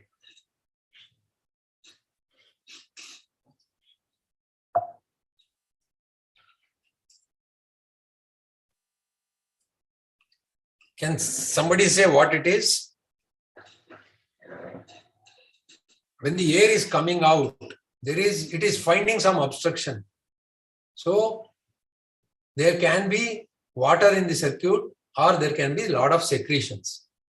So whenever you see on a flow versus time scalar that on the expiratory limb, there is a lot of serrations, then you can probably do a suction to your patient during anesthesia. You don't have to auscultate also. It is quite accurate. And if there is a lot of water because of a humidifier, which we don't probably use in an ICU situation, humidifier sometimes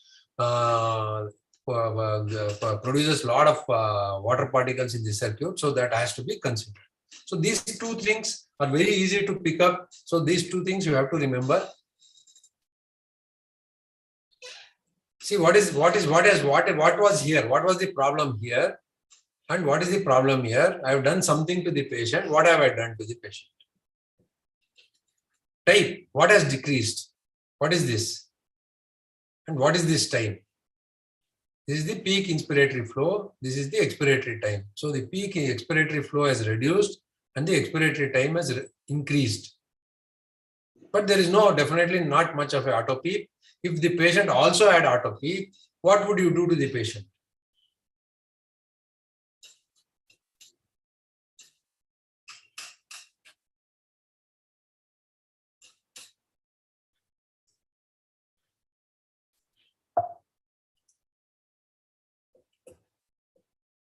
See, you can find out the response to bronchodilators also. You don't have to look anything further.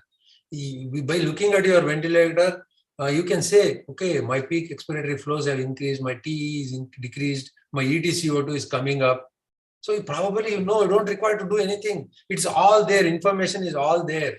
The only thing is you have to know. They always say, no, the eye sees what the mind knows. So it is something you have to remember. So it also gives you a assessment of how well your bronchodilator has worked. So understanding modes, I will not go much. See here in a controlled mode, the triggering, limiting and cycling is all done by the machine in all the modes except one mode, that is called the pressure support, where triggering and cycling is done by the ventilator. And I've said most of your advanced modes, when the patient are being used to wean the patient or to keep the patient comfortable or to reduce the amount of sedation or to have better synchrony, most of them are based on pressure support. So if you don't understand pressure support, you are not going to go much beyond understanding modes. So there are only 3 modes. All are kind of a combination of using artificial intelligence and good nanotechnology, where the technology or there is a understanding by the ventilator of all the parameters we set, what are the changes we happen to the patient, then kind of a adjustment that happens. So there are volume controlled and assist volume controlled, pressure controlled, assist pressure controlled, and pressure support. These are the only 3 modes. And all the other advanced modes are a combination or a kind of a alteration or a kind of a mixing of these 3 modes only.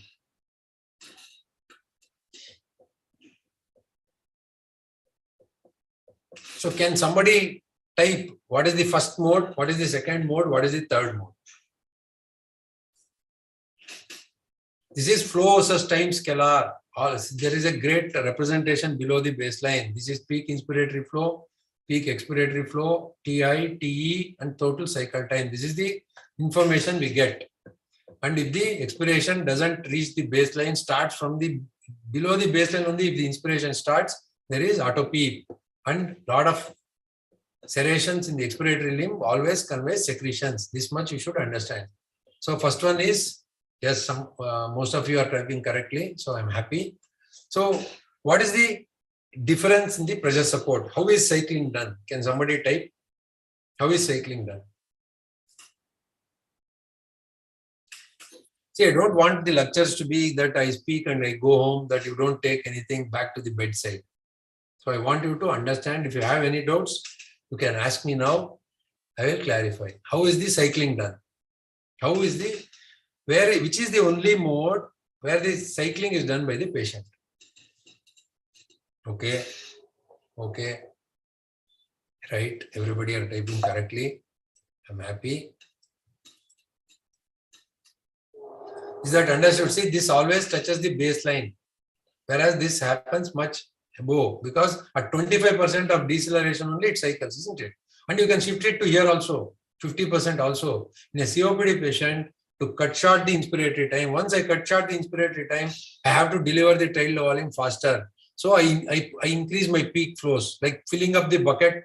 I have shortened the time, but I want the same amount of water to carry. So what do? I open the tap more. So I increase the peak flow. But unfortunately, the ventilator companies call that as rise time. So don't confuse. Whatever they call, we are only increasing the peak flow, opening the tap for more. Because from 2 seconds, I have made my time for waiting to fill up 1 liter in my bucket to 1 second. Then I have to open the tap much faster. The flow has to increase. That is the basic idea of understanding the expiratory trigger sensitivity and the rise time. It is not rocket science. If the peak flow is X, at 25% of the X, it cycles. It is adjustable. By default, it is like that. You can bring it down, you can bring it up. Bring it up means at 50% here, 75%, you are shortening the inspiratory time. If you are shortening the inspiratory time, obviously you have to increase the peak flow, which is called as the rise time in pressure modes.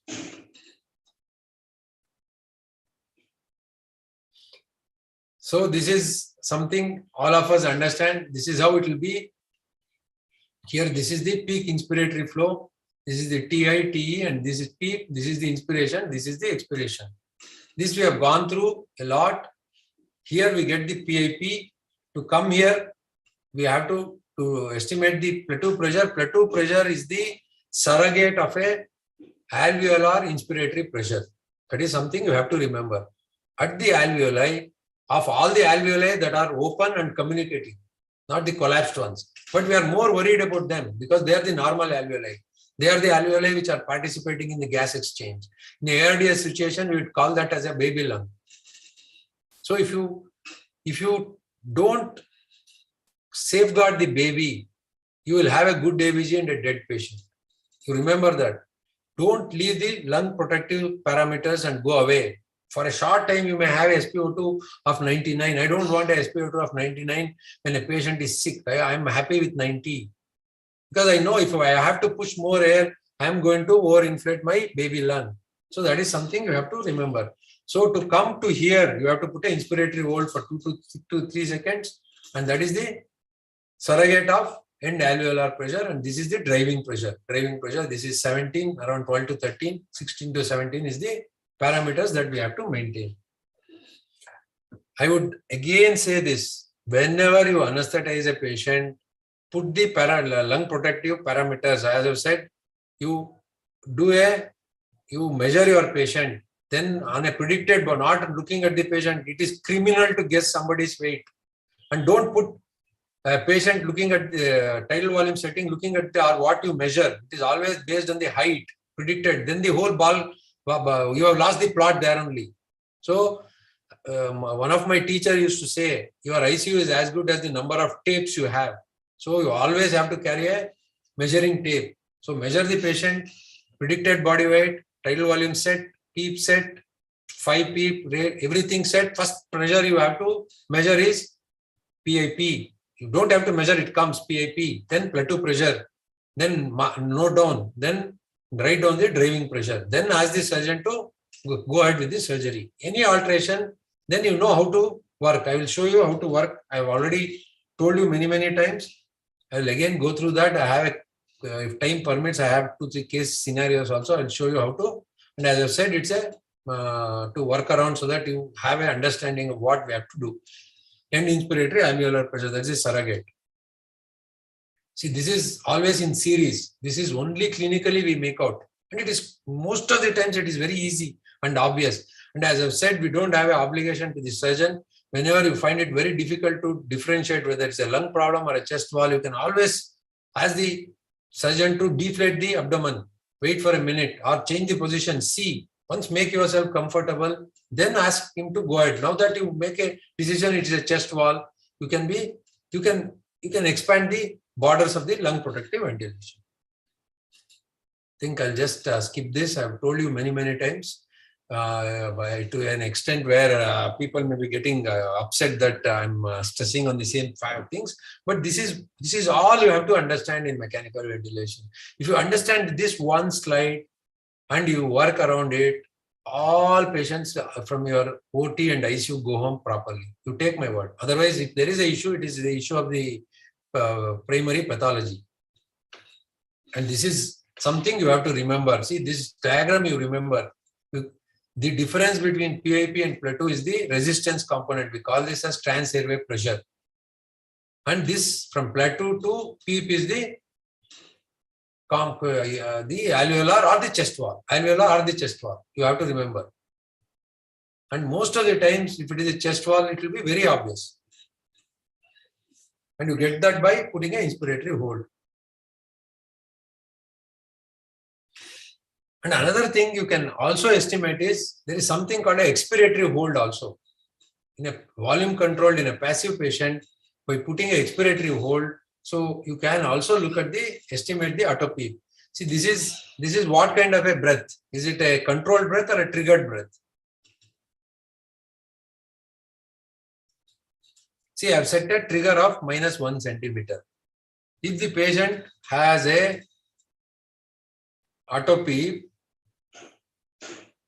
of 5, now how much should the patient be able to produce negative pressure to come to -1? How much negative pressure he has to generate, you tell me. See, the baseline is here, baseline is here, baseline is here. The ventilator doesn't know. that it doesn't have the information that auto peak is being generated. Now the baseline shifts here, but it has to again touch this point to trigger a breath. So how many centimeters of negative pressure it has to generate? Can somebody type? Yes, minus 6 centimeters. Perfect. So minus 6 centimeters. Is it good or bad? It is definitely not. See, that much he has to generate. He may not generate every time. See, he has generated here, but he has not generated here. So there are a lot of missed breaths. See, this is the reason why COPD patients go into dyssynchrony, or to put it for your understanding, you can say this way, that his diaphragm has contracted, but it has not contracted enough to stimulate or go to -1. It has gone to probably -1, but it was supposed to go to -6, isn't it? And you should understand that work on a missed breath is more than a triggered breath. So what you have to understand is, on a ventilator, somebody may be doing more work than what you would do otherwise not being on a ventilator. That is what you have to understand. So if somebody has a autopep, it is wise to correct autopep medically and then also analyze how much is the autopep. The only thing you can do here is you can reduce it to -0.5. Other than that, all the autopep that has to go is by altering the tidal volume or the IE ratio or medical therapy. There is nothing other you can do with the trigger here. So whenever you see autopep, don't think you can correct all autopeps by altering your ventilator. No, it's always by bronchodilators only. The only thing is, by altering your ventilator, you can reduce the autopep. That is what you have to understand. So this is the wasted breaths. So this should not happen. So if you put a trigger of -5, probably the patient should not be on a ventilator, because I've said last time, if somebody is able to trigger -6 centimeters, probably in the first place, he should not be on a ventilator. In normal breathing, we just trigger about 3 to 4 centimeters. So I've said, what is the trigger? What is the trigger that we have to set? Can somebody type flow trigger and pressure trigger? What should be the trigger setting?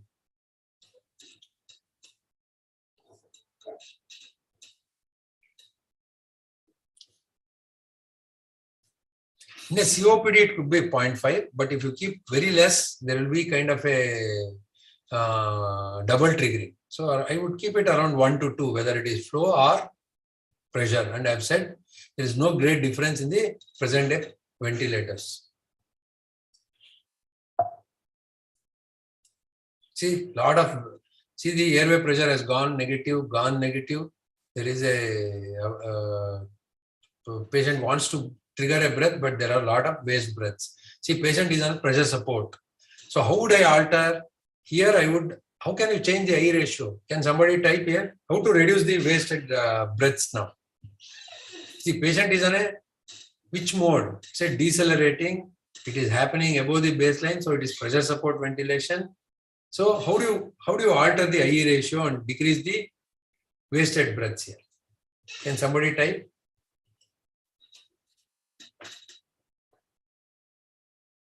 There is no button where you can go and change the I ratio. There is no button for I ratio in pressure support ventilation. What would you change? Decrease the tidal volume, rate, okay, fine. Altering the flow, which is called the rise time, and you can increase the expiratory trigger sensitivity from 25% of X to 50% of X, so that the TI is decreased. See, decrease the TI. How do you decrease the TI? You can decrease the TI by shifting your expiratory trigger sensitivity. You go back and look at your last session where I have given a screenshot of the pressure support where there is an expiratory trigger sensitivity. You can decrease the trigger sensitivity, increase the trigger sensitivity from 25%. See, from 25%, if you shift to 50%, the inspiration will get done here only. And if you have shortened the inspiratory time, probably you'll require to increase the rise time or increase the peak flows. Okay.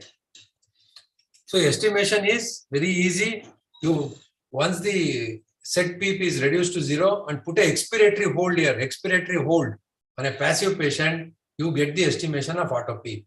And once the auto PEEP estimation come, they say, textbooks say that 80% of if the estimated auto PEEP should be a set PEEP. How a set PEEP counteracts a auto PEEP, it is difficult to understand. Mechanisms are not understood, but I'll try to give some clarity in the COPD class. We'll just remember like this. For estimating the auto PEEP in a volume controlled ventilation, first thing is make the set PEEP 0. Then put an expiratory hold for 2 to 3 seconds or 4 seconds. The pressure starts rising. Pressure starts rising. This is the amount of auto PEEP. And for the estimated auto PEEP, we give 80% of the estimated auto PEEP as the set PEEP to counteract that, so that triggering happens much faster. And the same thing, volume also can be done. If you give a long inspiratory hold, instead of 300 ml, the total tidal volume has come as 700 ml. And so what was the amount of volume that was trapped now? See, the apneic volume is 700, but he was only getting 300 all the time. But once we gave an expiratory hold for about 4 to 5 seconds, another how much has come? 400 ml has come. This is the trapped volume. You can also estimate the volume, also estimate the pressure. So loops. See, loops are not just another 4 or 5 slides. Loops are not very difficult to understand. What you have to understand is once you understand volume and pressure scalars, it is the combining of the two. See here. See what we have combined here. This is combined here and this is combined here. So the two things that we combine here is what we get a loop. The information which we have already learned. For example, if this doesn't come to 0, starts ending here only, that means this has not come here to 0. That means that is a leak. That is what you have to understand. We have already learned that. You just have to understand what is the x-axis and y-axis and bring the same information here. It is very easy to understand. It will take little time, but you will get there. It's not difficult.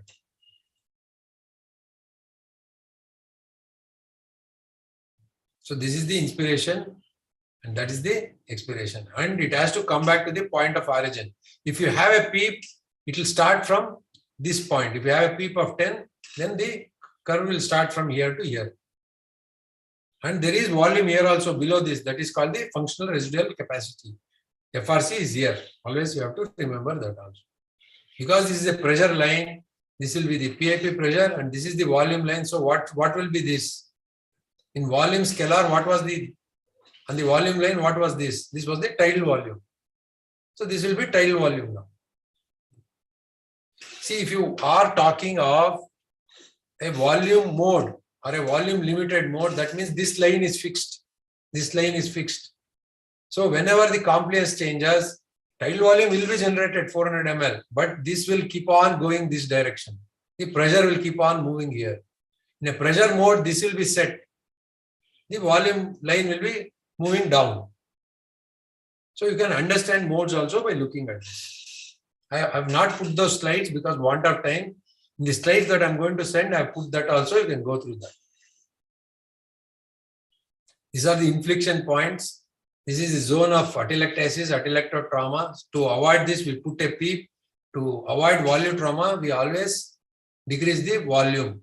So adding some amount of PEEP, decreasing the tidal volume will always keep the lung in the open lung or lung protective zone ventilation. This is the principle. You remember this much. I will expand this when I look into ARDS in the next week. Visually also, I have shown you this.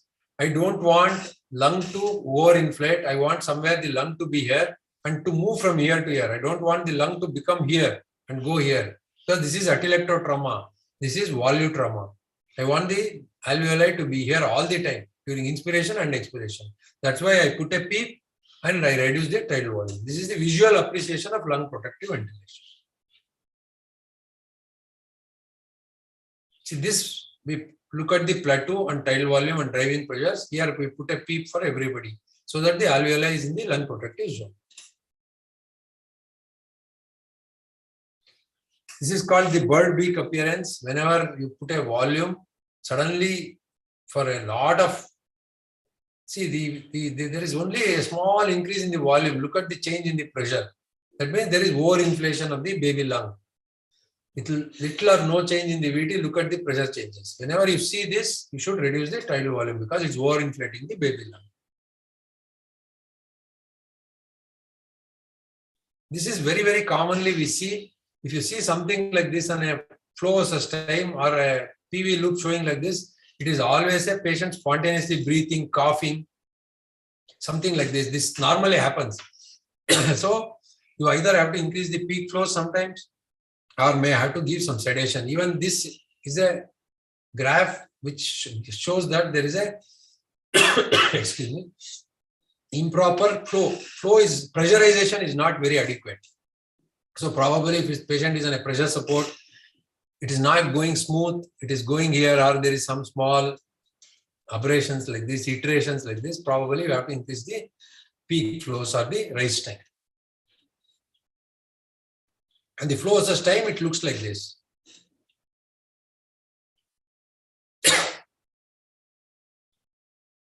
Flow versus volume, it is again same flow and volume. We have plotted in the two directions. This is the inspiration, this is expiration, this is the peak inspiratory flow, this is the peak expiratory flow, this is the tidal volume.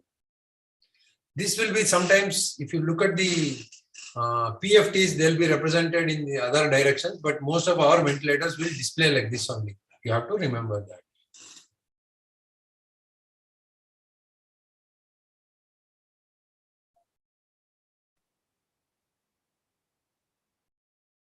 So what is the problem here? On which line there is a deficiency? On the which line there is a deficiency?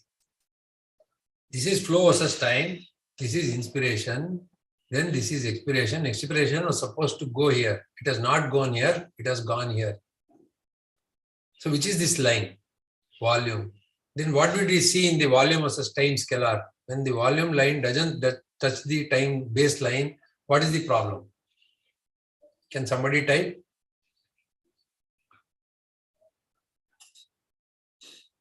That's not air trapping. This is not flow. If this happened here, if this had come here, this is air trapping. This is the flow line. This is the volume line. That is a leak. Yes. If it is air trapping, it will come here. I'll show you that also in subsequent.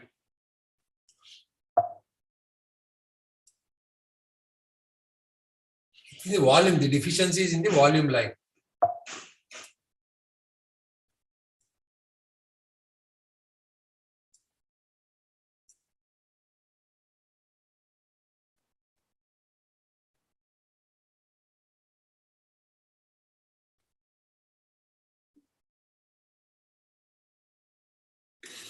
What is this?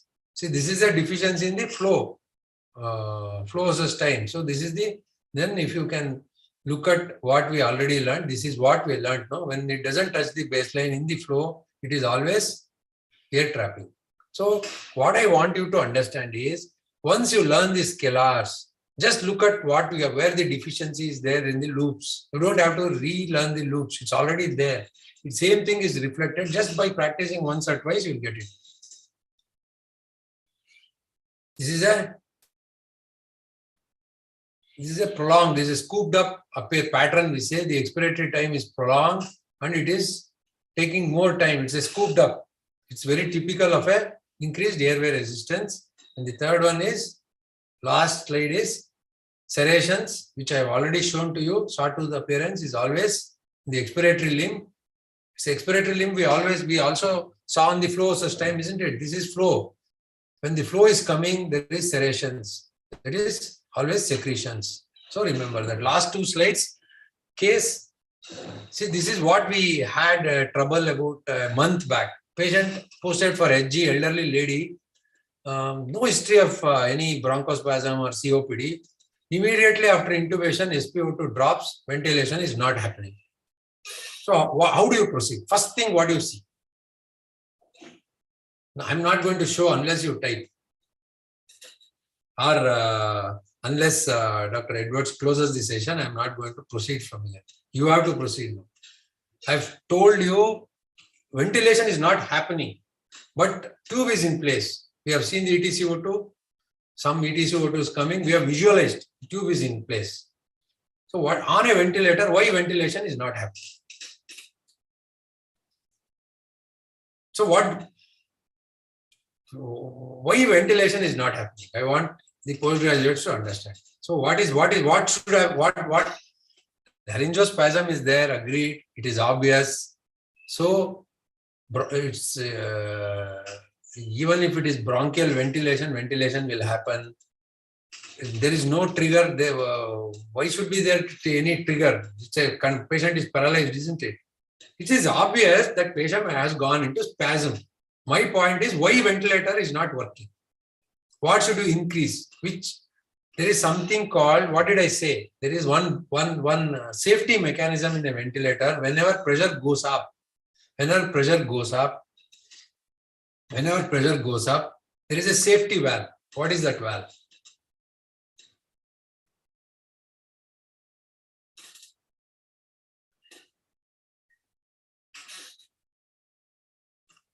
I've told you many times, you remember now. Now I have made you wait, you have to understand. Whenever patient goes into a spasm, the Pmax setting normally would be around 30, 25, because we are ventilating a normal patient. If the PIP goes to 30, 40, 45, because the patient has gone into a spasm, because it is encountering more pressure going into the patient, it will start going out, because the Pmax setting is at 30. So first thing you have to do is increase the Pmax setting. Understood? I hope all of you will remember now that in a patient who goes into spasm, ventilator has a defensive mechanism. But you cannot set everybody at 60 and say that I'm safe. Because when the patient really goes into a ARDSR, patient will be pushing and ventilator will not give an alarm. So the Pmax normal setting should be around 25 for a anesthesia, in anesthesia setting, even in an ICU setting. But when ventilation doesn't start happening because of a spasm, then you have to increase the P setting to 60. Now I have increased, ventilation is happening. So how do I know whether the problem is airway or the problem is alveoli or the chest wall? How do I know? Now ventilation is happening. So I get a PIP of around 55. I get a PIP of 55. So what should I do now? First step, what should I do? Okay, PIP plat. How do you get inspiratory hold? PIP plat done. I'm happy. So now you get a thing like this. Put the chat box here. Okay. So P plat is there. Somebody says bronchodilation. I'm very happy because that's the only way you can cut down the bronchospasm. There is nothing much you can do on a ventilator. But there are some things you can do on a ventilator. So this is the graph you get. See the difference between PIP plateau is normal. But see, I said PIP is 50 and plateau is 12. So look at the contribution of the airway. So much of spasm is there. Now you know that PIP is not troubling. It's not going and eating your alveoli, isn't it? If the alveoli is being overstressed, your P plat cannot be normal. So how do you manage? Can you see anything on a ETCO2 monitor and find out that the patient has spasm? How does ETCO2 look in this situation? Can anybody type?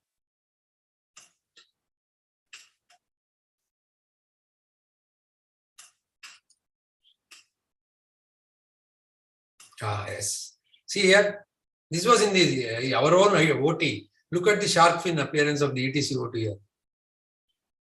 Look at the amount of broncho, so some air trapping is being shown in flow sustained scalar, and the patient has a shark fin appearance. And look at the AVG, ETCO2 has gone up to 72. So we reduced the tidal volume, we increased the E time. How much E time was given? We kept on increasing the E time till the P plat became 23. Then my alveoli was getting overinflated. Then I said, okay, I don't want to decrease my I time. So you can shorten the I time till the P plat becomes around 20, 22. That is the E time. We had a IE ratio of almost like 1:4, 1:5 at times. And after 2 hours, our AVG was normalized. See, we didn't panic here. We knew what it was. What it was, this was a sharp pin that is obviously seen on the ETCO2. See, all the information is here. You don't have to stress yourself. You can peacefully handle such patients. Increase your Pmax, decrease your tail volume.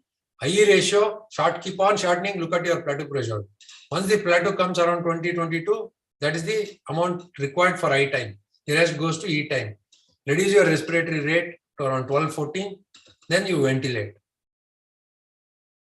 After 2 hours, the carbon dioxide, everything was settled. Spasm, the medical management was done.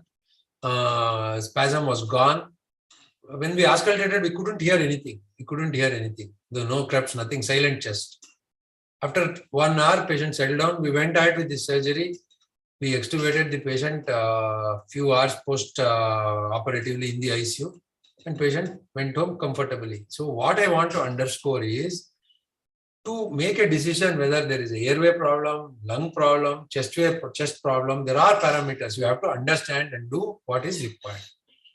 One more, I think I had one more case. I think probably I missed somewhere. Okay, I'll just see. I had prepared one more case. I think I have put it somewhere else.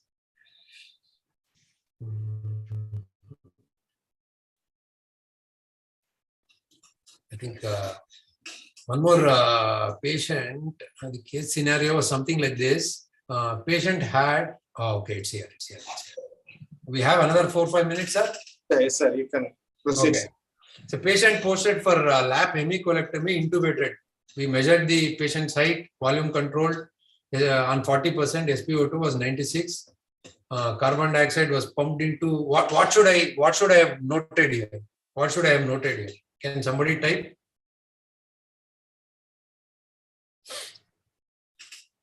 What should I have noted before carbon dioxide was supposed to be pumped in? See, my PIP was, say, around 16. I should have checked what? When my PIP is itself 16, my plateau pressure will obviously be less than that. So plateau pressure and with the inspiratory hold, I would have checked my driving pressures. So these are my settings. Now carbon dioxide is pumped into the abdomen, reverse Trendelenburg position done, SpO2 drops. My peak pressure now goes up to from 15, 16 to 22. What do I do? How do I proceed? What is the problem? And my plateau goes up. Peak pressures also go up, my plateau also goes up. So is it a lung problem or a chest wall problem?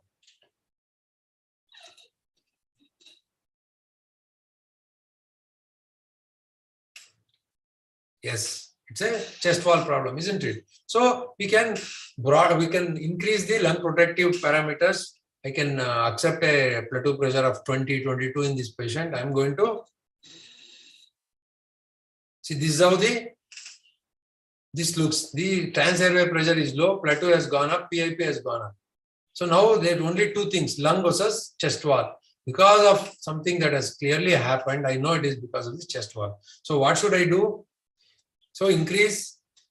So PEEP has been increased to 10 centimeters of water. Always, whenever you increase the pressure, look at your hemodynamics. Don't ever forget that, because in a pressurized cavity, there is a bag with a lot of holes. If your lung starts expanding and compressing your heart, you may have the normal carbon dioxide, normal SpO2, but your lactates will start going up because you are not delivering the oxygen to the mitochondria at the cellular level. So any intrathoracic pressure increase, always keep an eye on the hemodynamics. That is something that you have to accept a P-plat of 25, recruitment maneuver, then you can be comfortable. You know that it's because of the chest wall, my alveoli has not gone bad. You know at the end of the surgery, when the position is done all right and the carbon dioxide is sucked out, your patient is going to be all right. And you can do a recruitment before extubation and then keep the patient on a pressure support of 10 and PEEP of 10, ask him to have 4 or 5 breaths and extubate. Got it? So, thank you.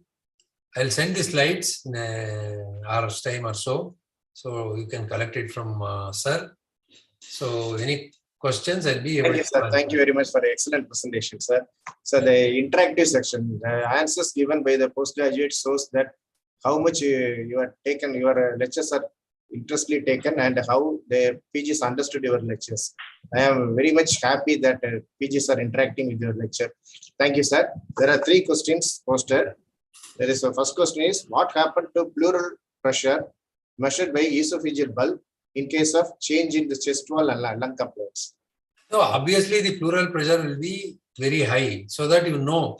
No, the pleural pressures will be normal, so that the transpulmonary pressure will be normal, so that it differentiates. When you put a esophageal balloon, if the problem is with the chest wall, your pleural pressures don't change. Then you'll know that you can be aggressive on your implementation of your PEEP and trial wall. But the problem with putting a esophageal balloon is it is in a position. It doesn't show the whole lung transpulmonary pressure. So we have not had good results. We had one study which showed that in ARDS, if you set PEEP according to transpulmonary pressures with a pleural balloon, the mortality and morbidity was less, and the same study, when replicated, didn't come out well. The only reason, because it is going to measure, if you put the balloon at the mid zone, it will give only the transpulmonary pressure at the mid zone. It doesn't give at the bases and above. So technically, it is not. It's very difficult to ascertain at the bedside. But given the situation, the esophageal pressures should be able to differentiate whether the contribution is by the lung or chest wall. But in anesthesia, I'm not very sure. I'll just check up the literature and come back to you. I'll just, in the next session, I'll come back to you how what alterations happen, because not much studies have been done under anesthesia. I'll come back to you. I'm not very sure. Thank you, sir. Come back. Next question is, how therapeutic PEEP correct auto PEEP? You said you will discuss. Yeah. We'll come back. We'll come back to that on COPD, which is my next talk.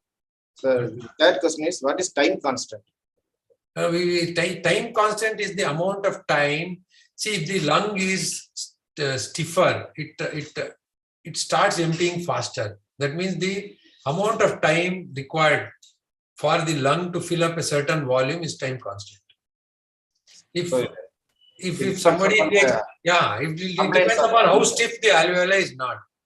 So what you can understand is, by looking at the pressure changes, you can estimate the time constant. I will show you how to set the expiratory time looking at the expiratory time constants in COPD. I will put in a slide of explaining. Let us not deviate. I feel that if you take home what is the lung protective parameters and the boundaries and the settings home to your bedside and implement it in your OT, I would be very, very happy having spent a few hours teaching you guys. Thank you, sir. Thank you so much for your excellent presentation. People are asking your PPT presentations. I send it in another 10 pages because I had some personal commitment today. I had gone out. I came bit late. I'll send it in next 1 hour. Okay, sir. Okay. Thank you so much, sir. At this end of this session, I thank the Anaesthesia TV, A1 Logics, and also the sponsor Acrola. Thank you. We will meet next week with ARDS. Thank you. Thank you, Ananda. Thank you, sir. Thank you.